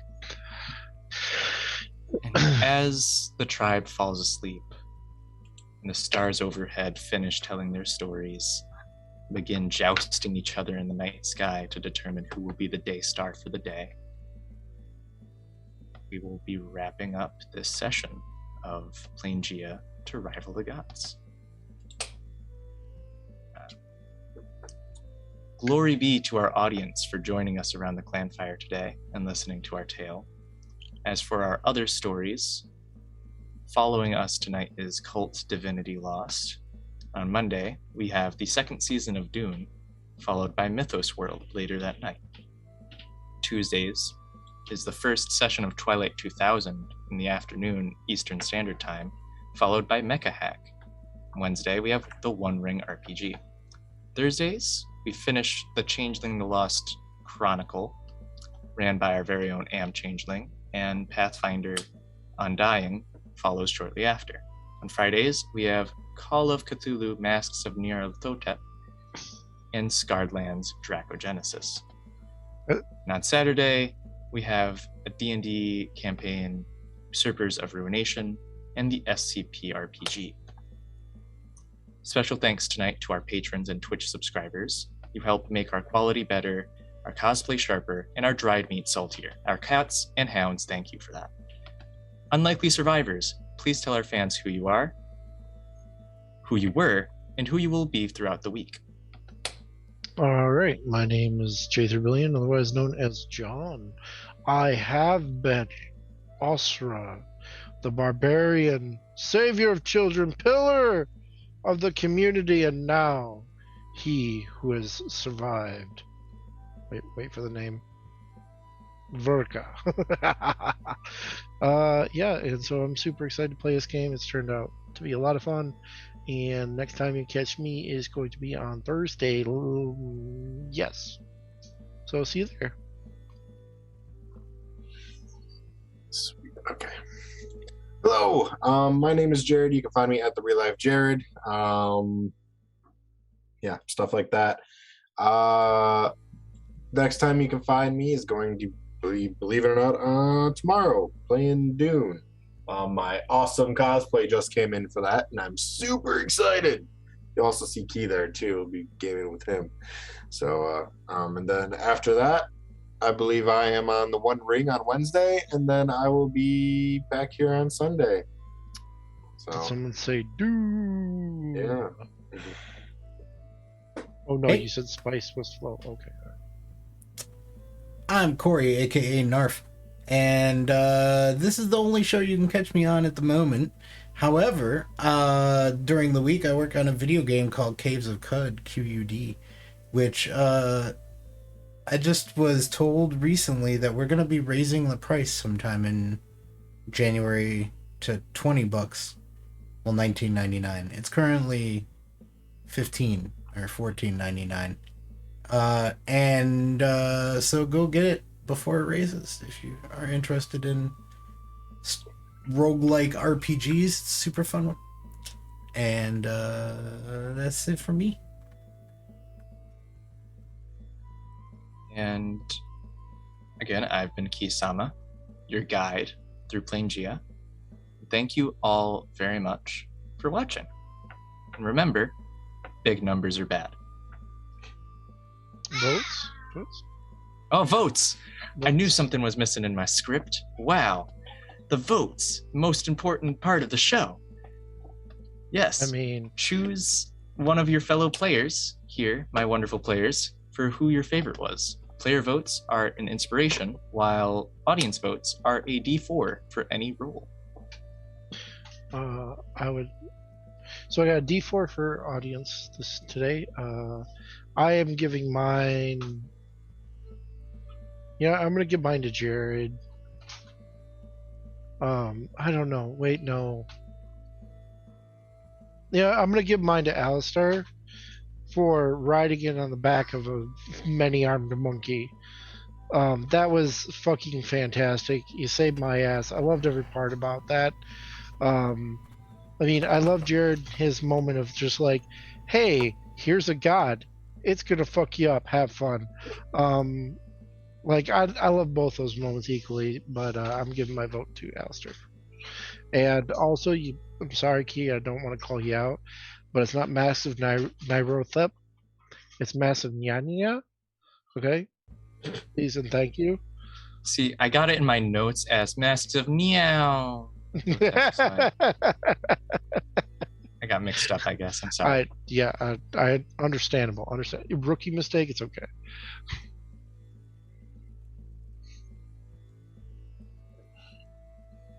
I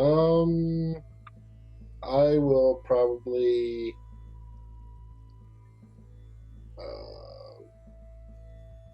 I'm gonna give mine to John for the funny interactions between the big boss guy and him, and for taking a giant beating waiting for the fog god to destroy. What are you talking about? I was gonna fuck him up. No, He was on his last legs. I was coming for him. Where for Ko and the fog god, you probably would have dead. Oh yeah, super dead. Hi, Buggy. What are you doing? And I'll toss mine just to make it a three-way. I'm gonna toss mine over to Jared for summoning the evil fog god to deal with the evil usurper dude who may not be evil. I don't know. Things are weird. A lot of evil being thrown around here. I like it. He's not really evil. He's just uniting the clans through force and fear and killing and bloodshed. Which is, I mean, that sounds like a lawful evil to me, but you know. Yeah, it's lawful evil. Kind of. That's exactly what awful evil is. My daughter says hi. Hi. No. Now we gotta say goodbye, for our time has run out. Goodbye. Goodbye. Remember, big numbers are bad. Like 1,000. Wait, never mind.